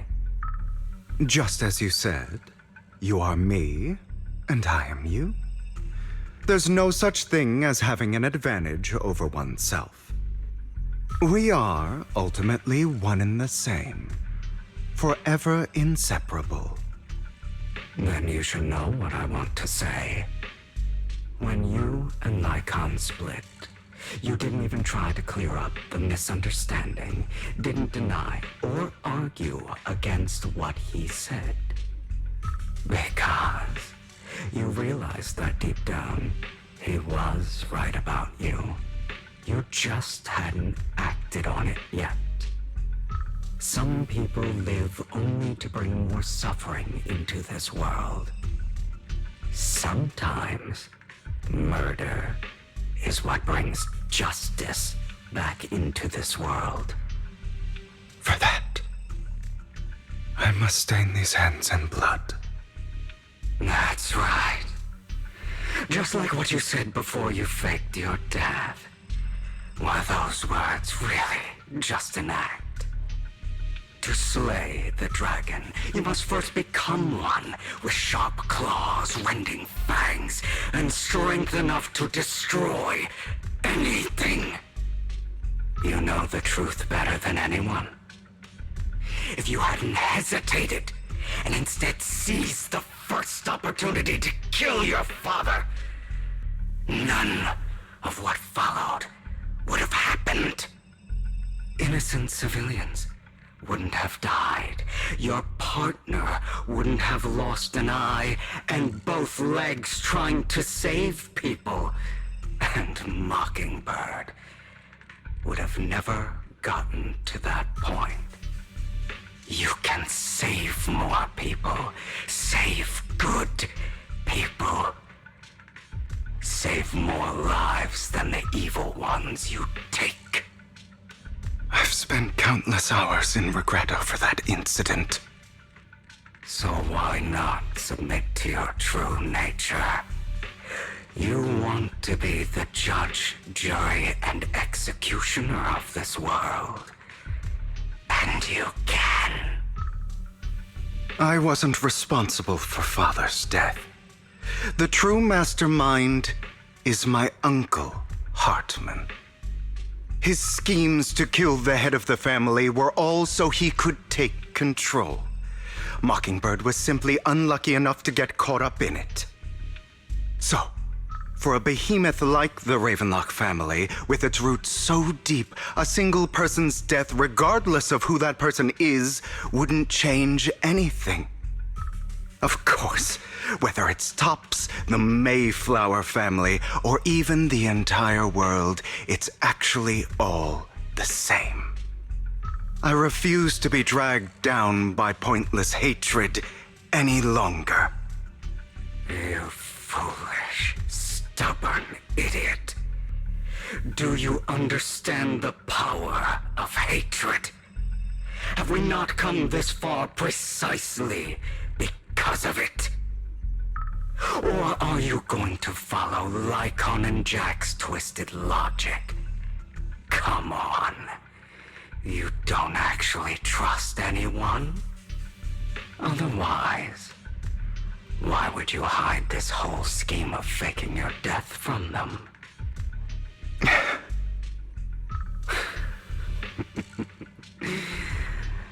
You've built an impenetrable wall around your heart, keeping everyone out.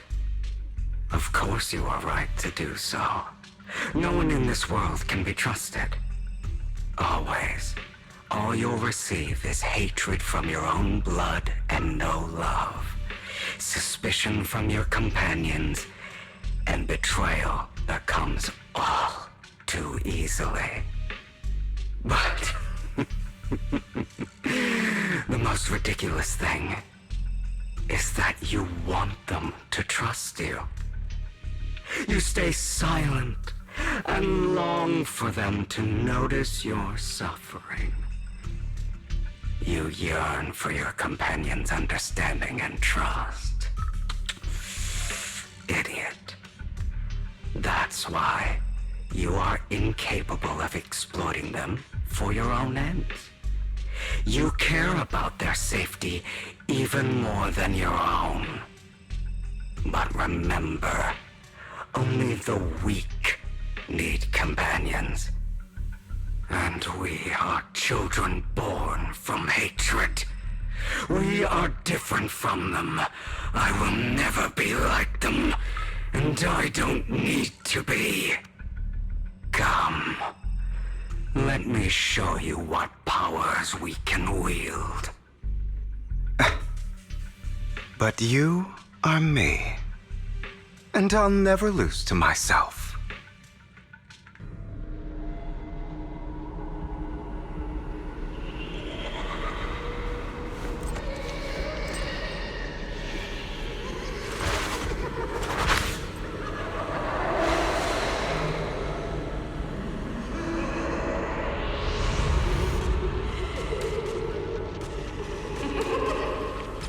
Think about all the injustice you've suffered.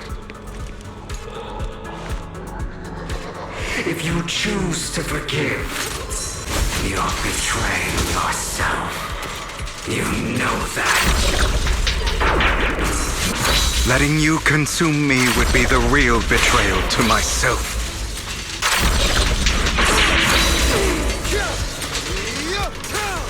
Let order and madness dance. Are you trying to kill me? You think you can just get rid of me? Without me, you are nothing. For what it's worth, thank you. Don't be afraid. You and I are inseparable. You're part of me, just as I am part of you. Fancy words won't change anything.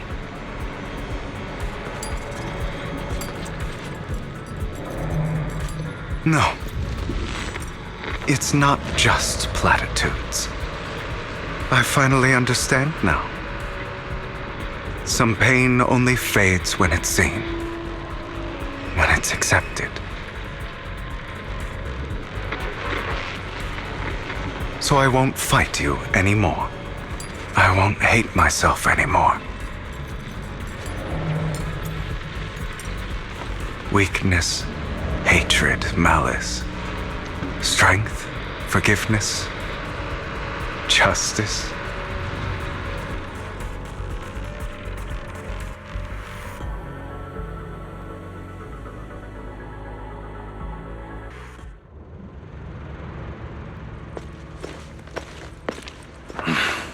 Hugo, it's time.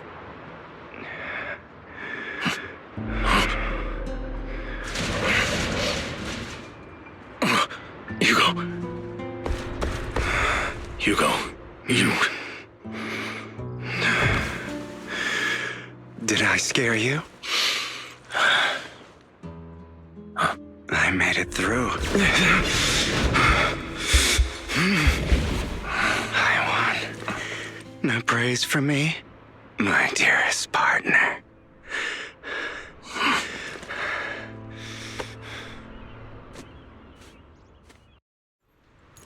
This is just like what I saw in my dream.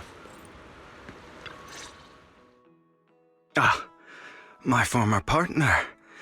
You're still as punctual as ever. Are you sure you're fully recovered? How about we fight, and I'll show you how recovered I am. I refuse to fight someone who is in need of medical attention. How thoughtful. I'm touched. Or perhaps is this simply part of Victoria Housekeeping's professional care? I'd rather you not starve to death. Not to your liking. I'm fairly certain this is the same kind as before. No. I've just gone too long without food. It feels a bit uncomfortable. Either way, thank you. Now tell me, what exactly happened in the warehouse? Just going a bit crazy from... you know what?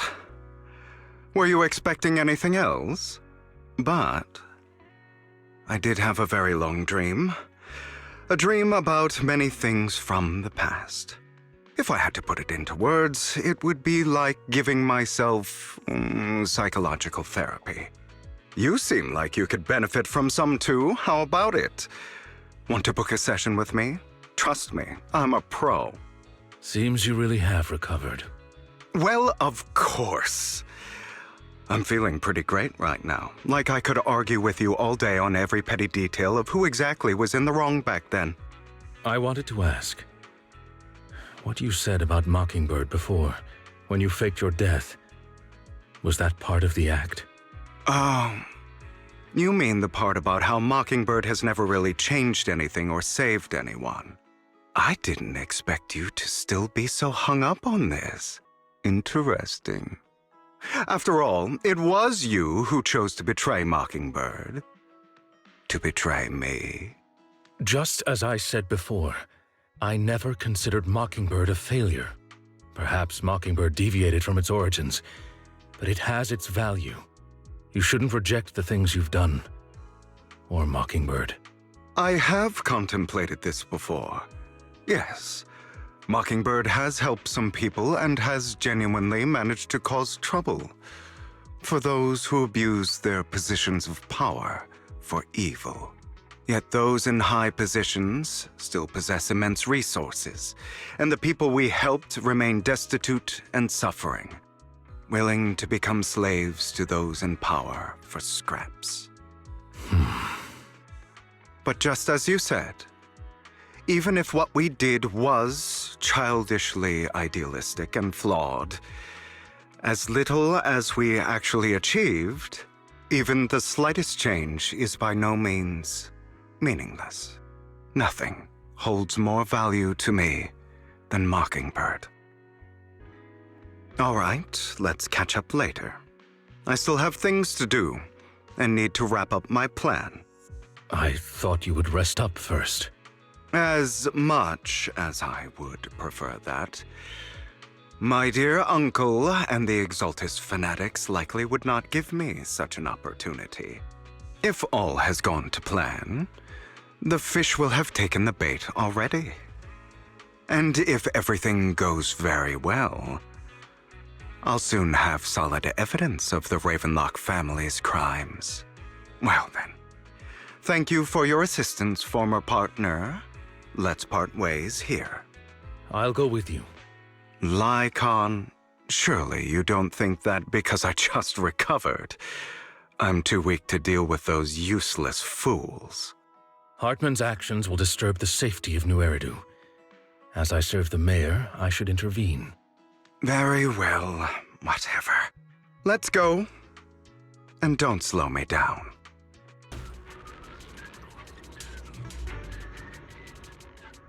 There's more over there. Let's hurry.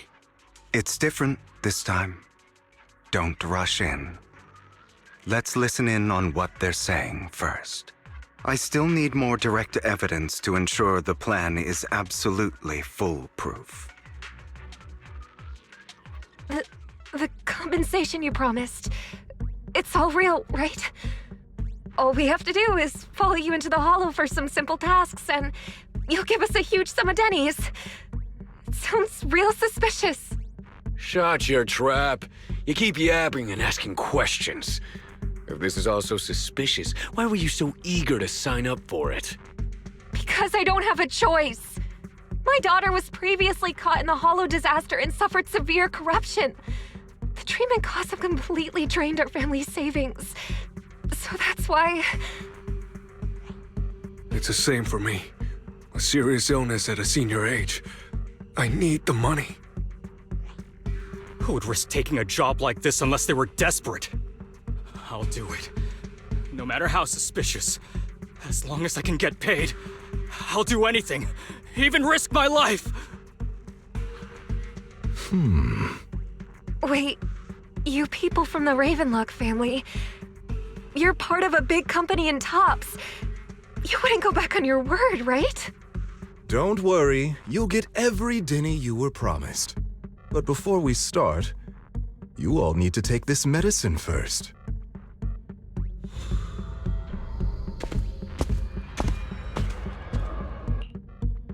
Bro, should we really be doing this already? These workers keep talking. We're wasting time like this. And the sooner they take it, the sooner it'll be over. Consider it an early release for them. What? You didn't say anything about having to take pills before. Look, this is good stuff, all right? It'll increase your ether aptitude.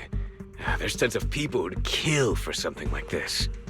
Exactly! You'll be working in the hollow for several hours. This is essential medication. You have to take it before we continue. If you refuse, then you can forget about the job. Of course, you won't receive the compensation either. Lycon, what are you doing?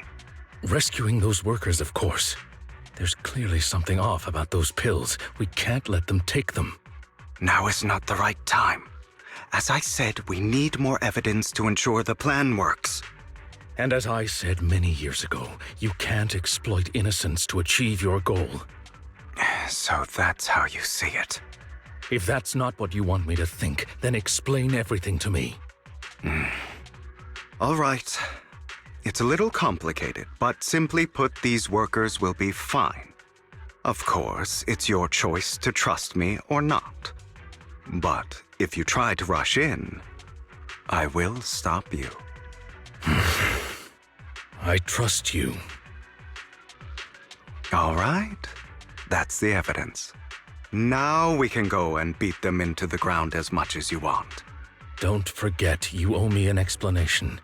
Also, don't overdo it and kill them, even if they're the worst of the Ravenlock family. All right, Your Holiness, Saint Lycon. Ah, damn it! Who the hell are you? How dare you mess with the Ravenlock family? Ravenlock. Savor the name while you can, for it will soon cease to exist. What's that supposed to mean? It means exactly what I said. I think this might be good for you. Sever your ties while you can. You still have a chance to walk your own path. The family's honor comes above all else. Is that really what you think? I saw the compassion on your face just now. You're not from the main family, right? That's why you were assigned to these trivial tasks. But in reality, there's no need for you to keep playing this boring game for them. I don't have a choice. From the moment I was born into the Ravenlock family, You always have a choice, if you're willing to act. All right, let's end the small talk here. Don't worry, Lycon. I didn't hit them too hard, just enough to keep them quiet. How's that? My acting's pretty good, right?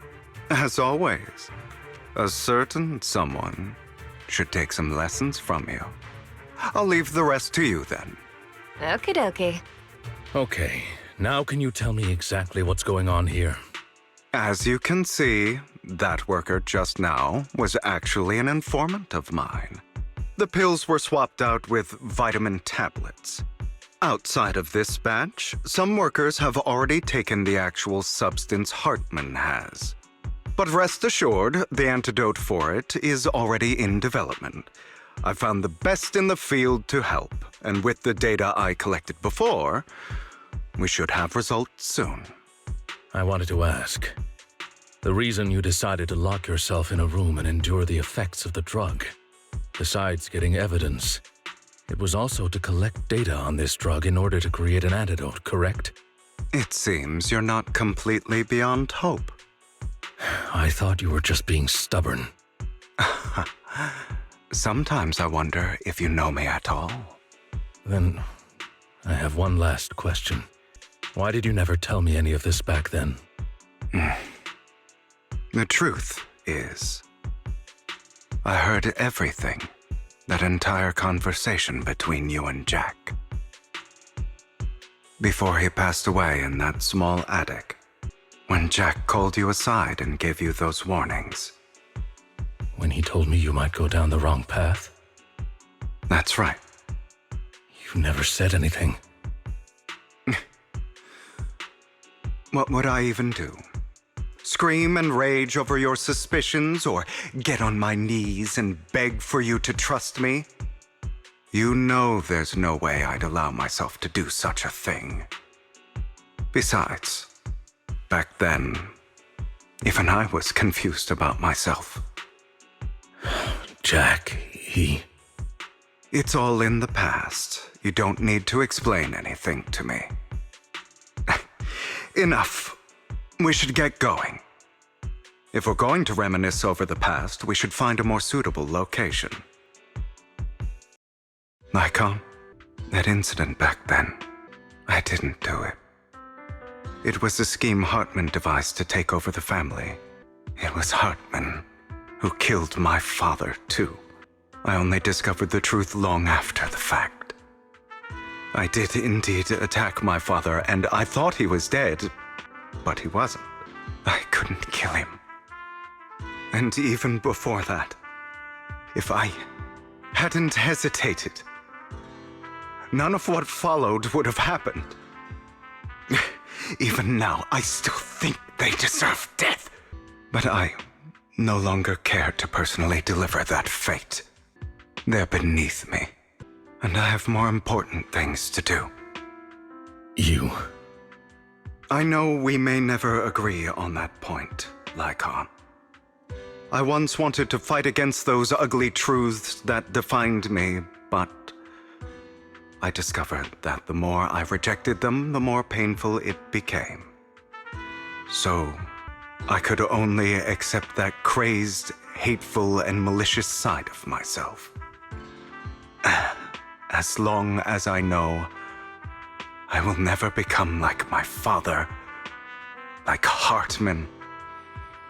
That is enough for me. You've changed, but I think that might be a good thing. Don't patronize me. You've changed a lot too, compared to before. I still disagree with Jack's words, and I won't forgive your betrayal. I will walk the path I believe is right, even if I must tread over thorns and through the mud. But I will also allow you to walk your own path. Lycon. Should I say thank you? You're welcome. Come to think of it, we haven't talked about your legs and eye. It was just an accident, not your fault. I'm doing well now. I hope you are too. On the contrary, perhaps I should be the one apologizing. I misjudged you. I used to think you wanted power, that everything you did was for your own ambitions. I thought you wanted the power to pass judgment on all in this world like a god. I am a god. I am my own god. Or you could say that in this world, everyone is their own god. There are many things that we are powerless to change. But there are also many choices we can make. Just as I said before, I am the only one who can kill me or save me. I'm glad you think that way. Let's go. I still have one last thing to do. To witness the end of Ravenlock. You really think you can take my place if I die? Never, you filthy bastard! Your little tricks mean nothing. As long as the Ravenlock family stands, I can still get back on my feet. You still don't get it, do you? This was never about avenging my father. And I don't care about taking your place.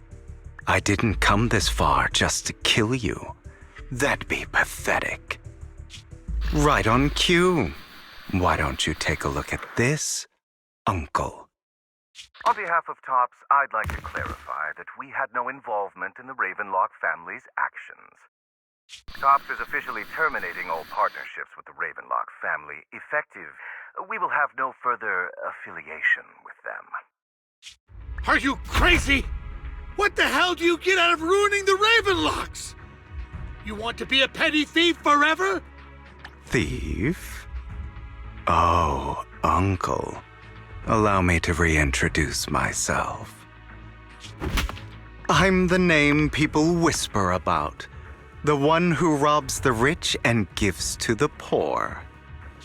I'm the master con artist who can fool anyone, anytime. I'm the leader of Mockingbird.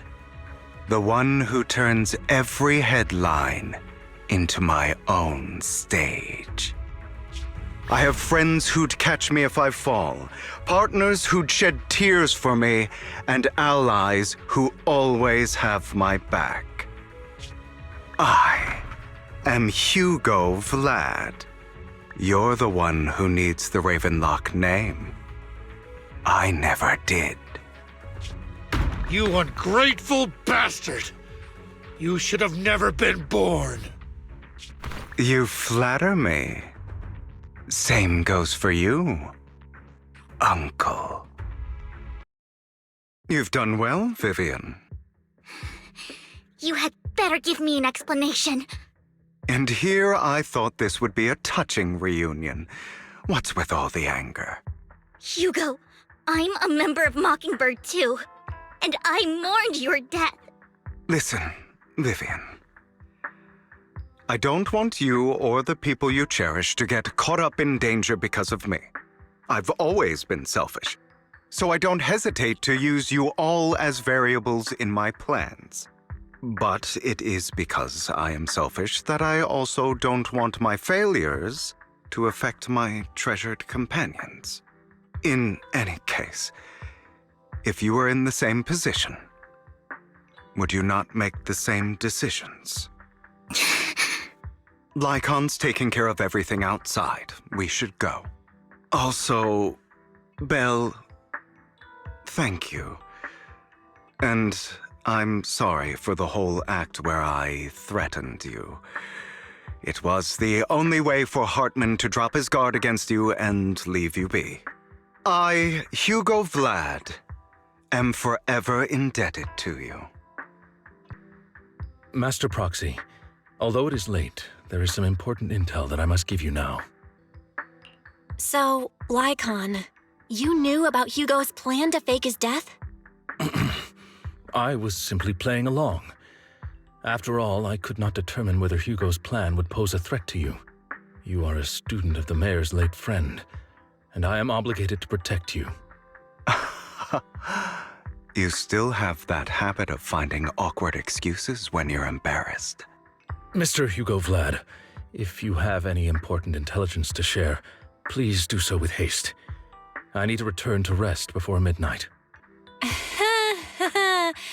You two sure are close. For the sake of a certain old fossil's sleep schedule, I'll keep it brief. I learned from Camille that Dina intends to embed the sacrifice core into the sacrifice. Apparently, it will make the sacrifice much stronger. Sacrifices created this way will not retain their minds and will indiscriminately attack all living beings, including their creator. So the Exaltists don't do this. It would bring them no benefit. But Dina's concoction can control people's minds. If a person takes the pill and is injected with the serum Landon left behind, the sacrifice would be under its creator's control. Although the dormant sacrifice has been destroyed, Dina found a batch of that serum her father created and wants to create new sacrifices. Never mind the sacrifice. Hartman's sacrifice core is a fake. We don't know where the real one's gone. The real core has always been here. Here? In Lord Phaethon's video store? Vivian, do you remember when I suggested you give that collectible to our dear proxy? I remember. But that was just an ordinary pendant. And I've met the person who submitted it. She has absolutely no connection to the Exaltists. How about our dear proxy take out that pendant so we can take a look?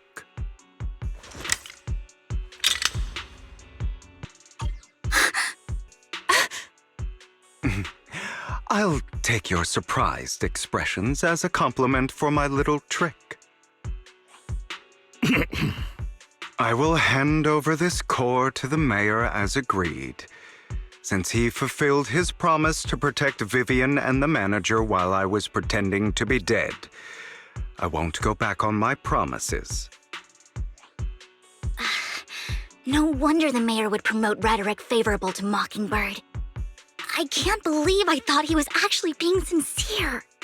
Since we have the sacrifice core, all we have to do now is stop Dina from using innocent people to make more sacrifices. Yes, and we need to destroy the last batch of Landon's serum. Hopefully with no options left, Dina will give up her obsession. All right, that's the important stuff. I'm going to go and confirm where Landon's serum's been stashed. I'll contact you again once I have something.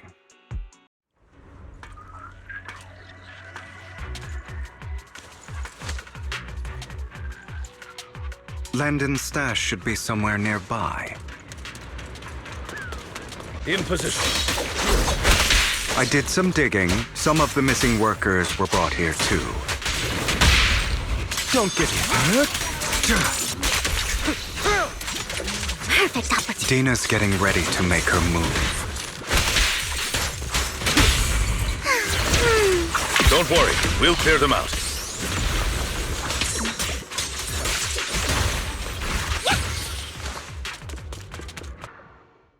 More of Landon's serum survives than expected. Fortunately, since they're still here, it means Dina hasn't executed the final step of her plan. There's likely a lot more stashed around here, and we have yet to locate the missing people. Our actions here won't go unnoticed. Perhaps they're making plans to deal with us on their side. With Landon and Dina's concoctions combined, she may be capable of creating a sacrifice that obeys her. If it comes to that, this will get far more troublesome. How about we split up?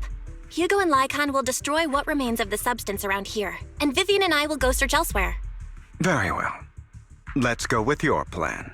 But be careful if you encounter Dina and her people. According to Camille, she's absolutely obsessed with completing her father's dying wish. Who knows what she may try? Let's part ways here for now. And perhaps the other manager could use Eos to guide us. Sure. I've been feeling better these past few days, so just follow me. It's only now that I realize how fortunate we are to have two Lord Phaethons. Although, I feel like our work's doubled. In the past, Belle and I would only ever work on the same route. Greater power means more responsibility. And in any case, I'm sure the mayor would be able to provide double compensation. He's a very generous person, after all. Right, Lycon? I will request additional compensation from the mayor. Compensation is just one aspect. It's one thing with Belle being in the Hollow in person, but now with us working on separate routes, I can't help but worry even more for her safety. Oh, but I trust in your abilities. I'm just not quite used to this. This is the future I saw, Lord Pathan. I'm sorry. This time, I will make sure the future I saw does not come to pass. I don't want to bring you misfortune. That's all I wish for. It must have been tough for you to find this place. Vivian, if you had stayed out of it, I wouldn't be so eager to get rid of you. Those people have been taken to safety. You're all out of options. They're just mere test subjects. So what if they get away? There will always be people consumed by greed, and therefore, they will come willingly to me.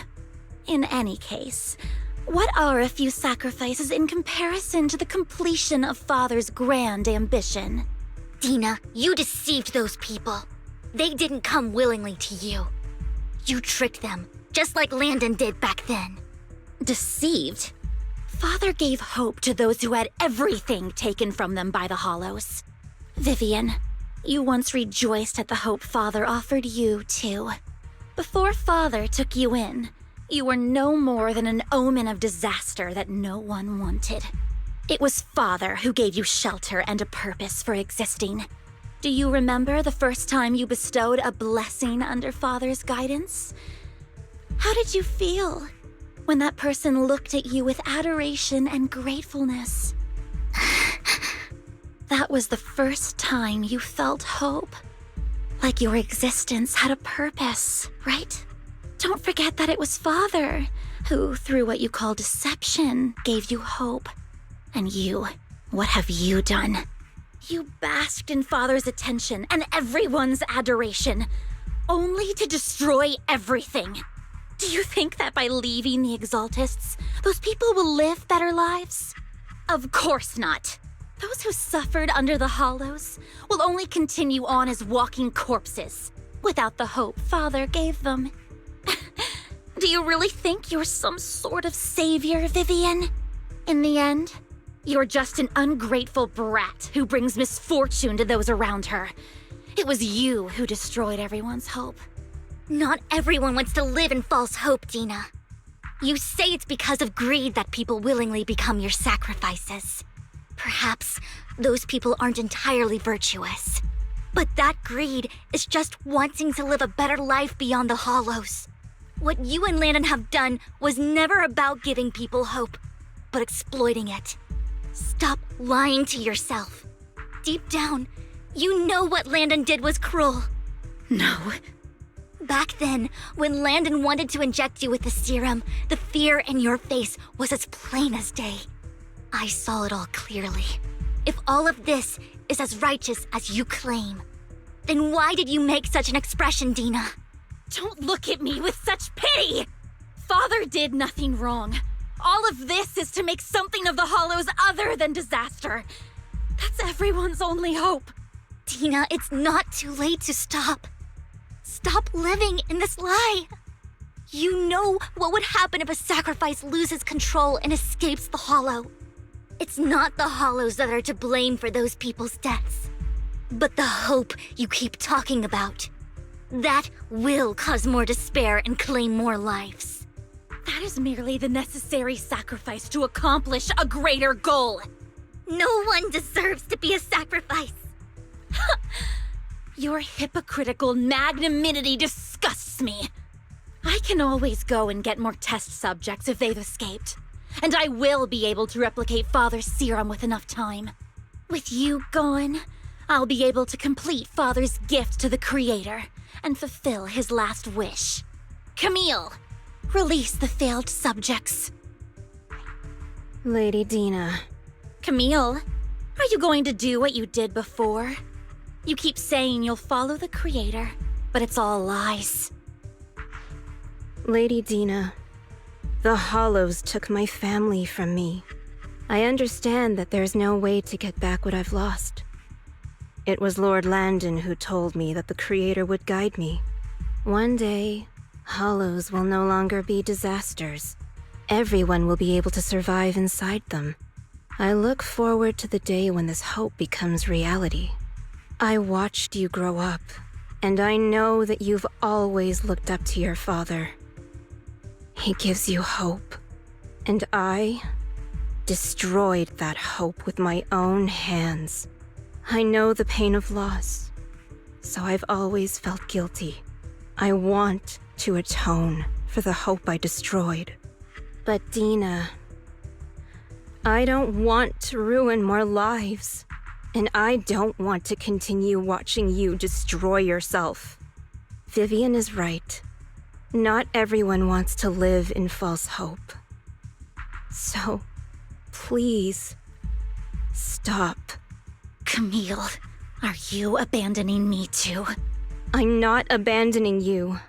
I just don't want to see you go past the point of no return. The point of no return?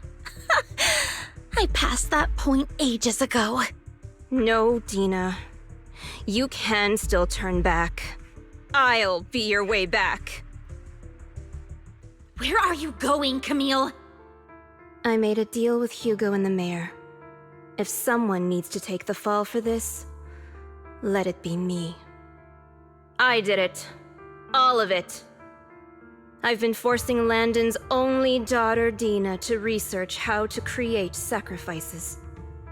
I colluded with the Ravenlock family for my own gain.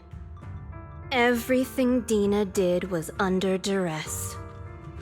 Since I've kept her captive for so long, she doesn't have the skills to survive as an independent member of society. She'll need a caretaker and teacher. Someone who will look after her and educate her. No! I refuse, Camille! I refuse to accept this! Dina, I'm going to dispose of those failed subjects. I won't allow it! You'll die! I won't allow it!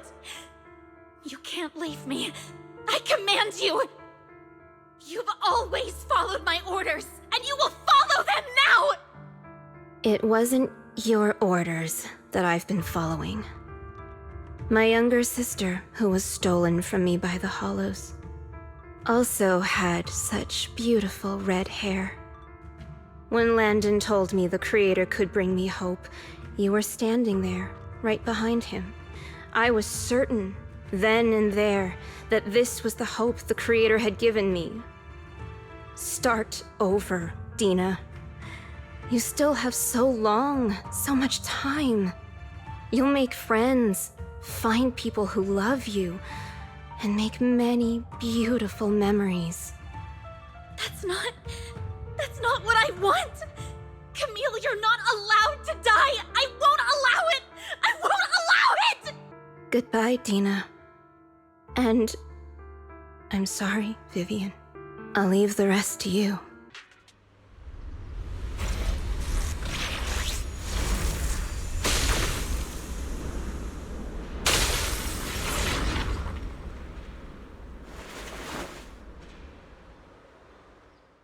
Are you satisfied now, Vivian?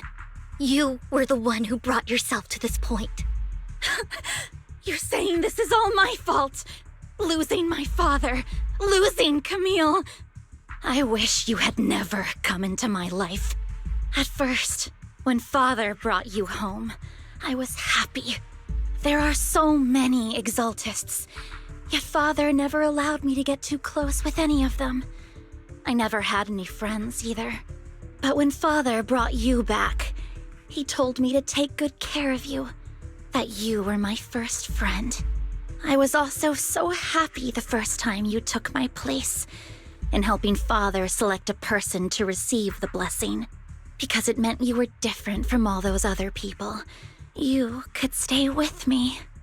But soon, I grew jealous. You took the attention that should have belonged to me.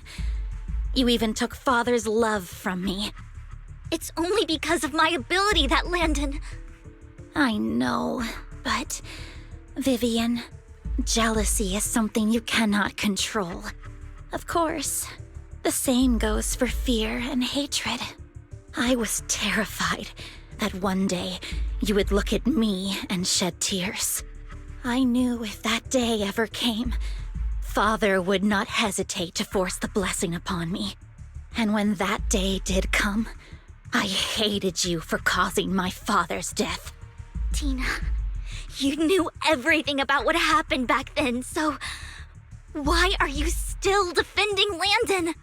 And why didn't you tell me back then? If I had known earlier, maybe I could have found a way. Because it's the only thing that makes me more special than you, no?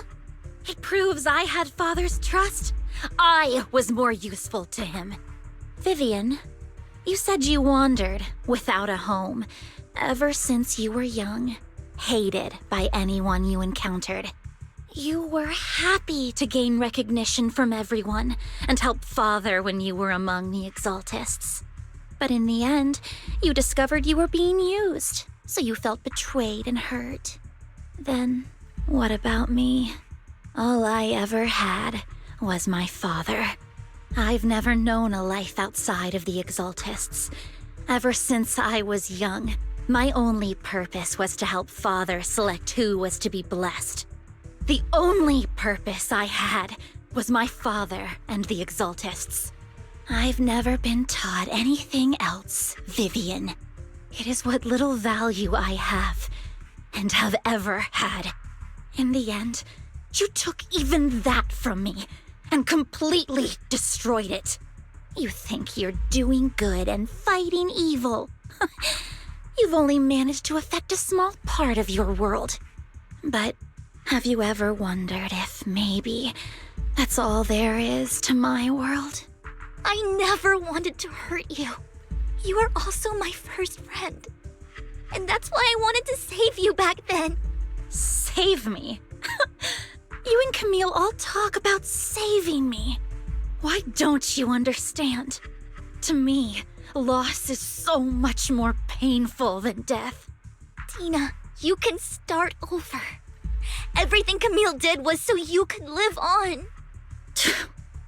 Let's leave the Hollow together. There are so many amazing places in New Eridu. This time, I'll take care of you. I've also met so many amazing people. I'm sure they'll love you too. Okay, Tina? Vivian, I can't forgive you. And I don't want to forgive you. I have nothing left. If what little hatred I do still harbor were taken from me, well, I refuse to be so pitiful. I won't apologize, Vivian.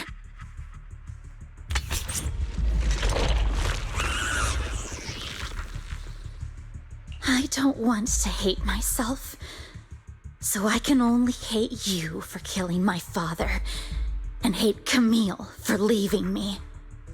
That's just the kind of person I am. Hateful and despicable. I refuse to owe anyone anything.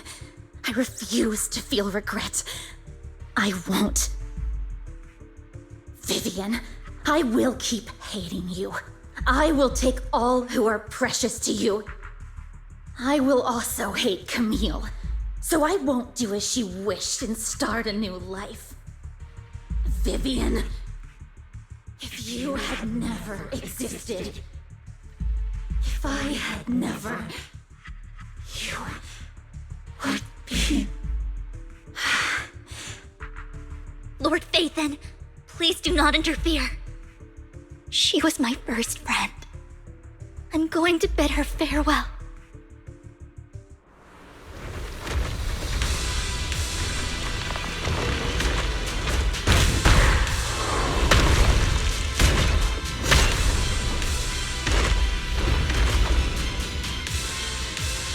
Tina, soon the pain will be over. Lord Phaethon, don't come any closer!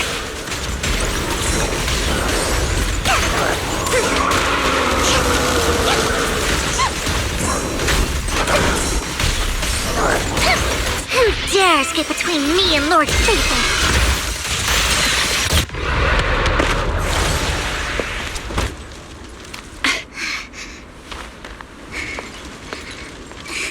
Behind you!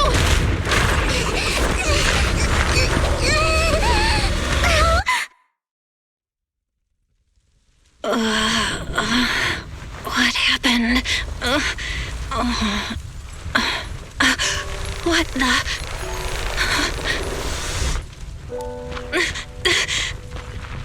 Vivian! Belle, don't come near me.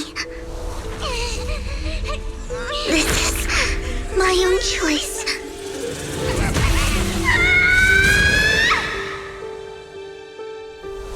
I will change the fate I saw. Vivian! I just want you to remember me when I looked my best. Vivian! Vivian, your body. I'm sorry you had to see me like this, but I don't want to be the one that only brings misfortune anymore. No, please. No. It's so warm, and the night is beautiful.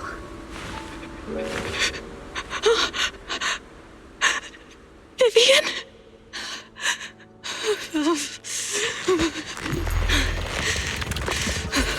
No.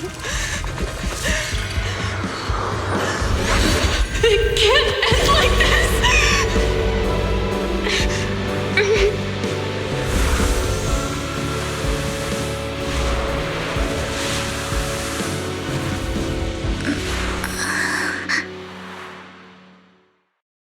Belle, you're scaring me.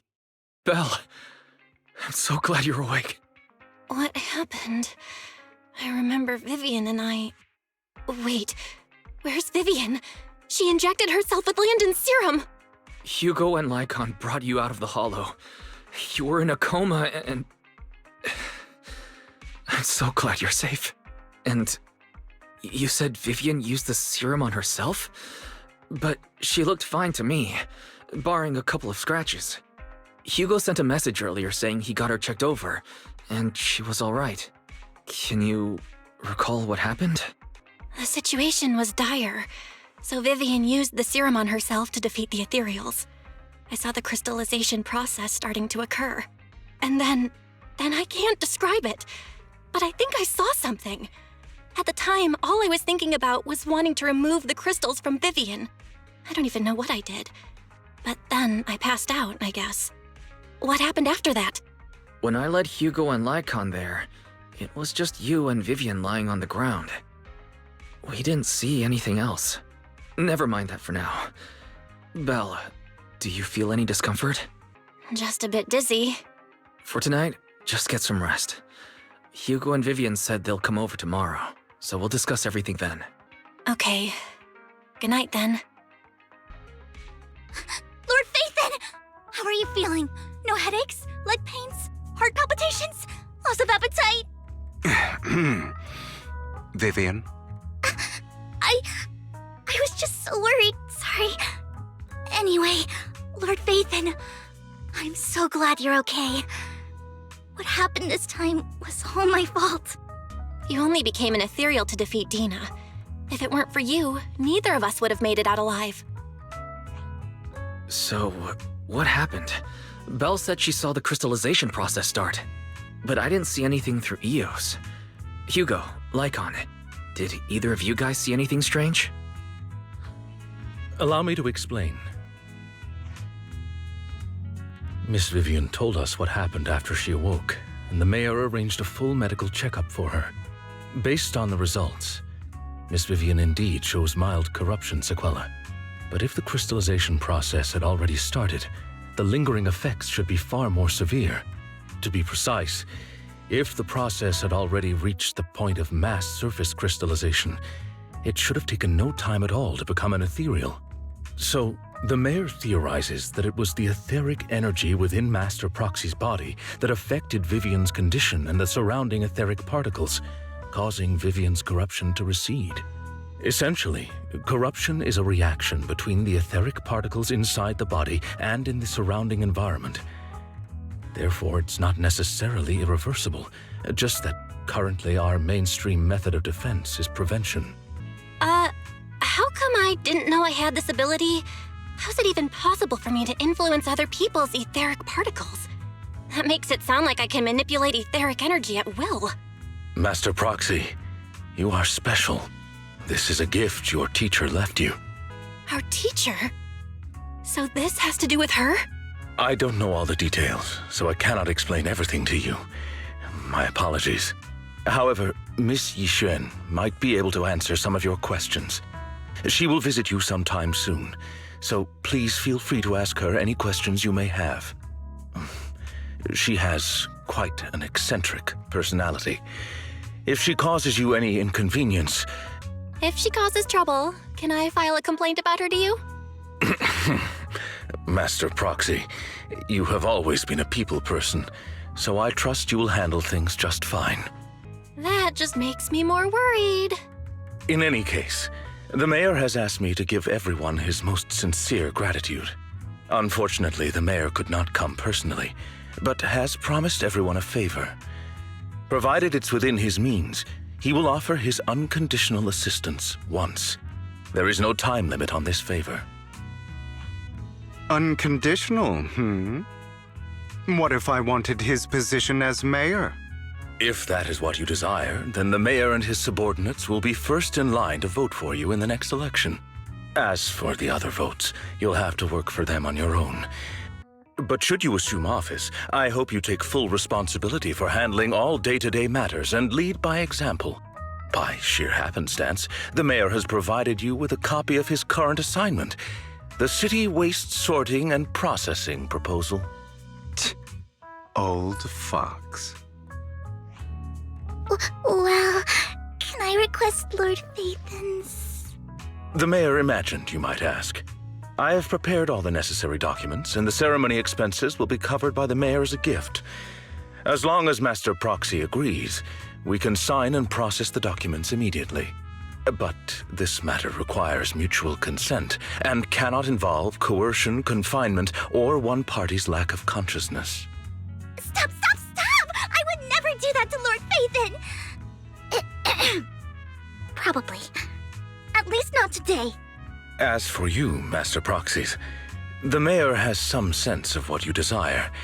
That said, he hopes you might speak with Miss Yixuan first before you decide the timing of that favor.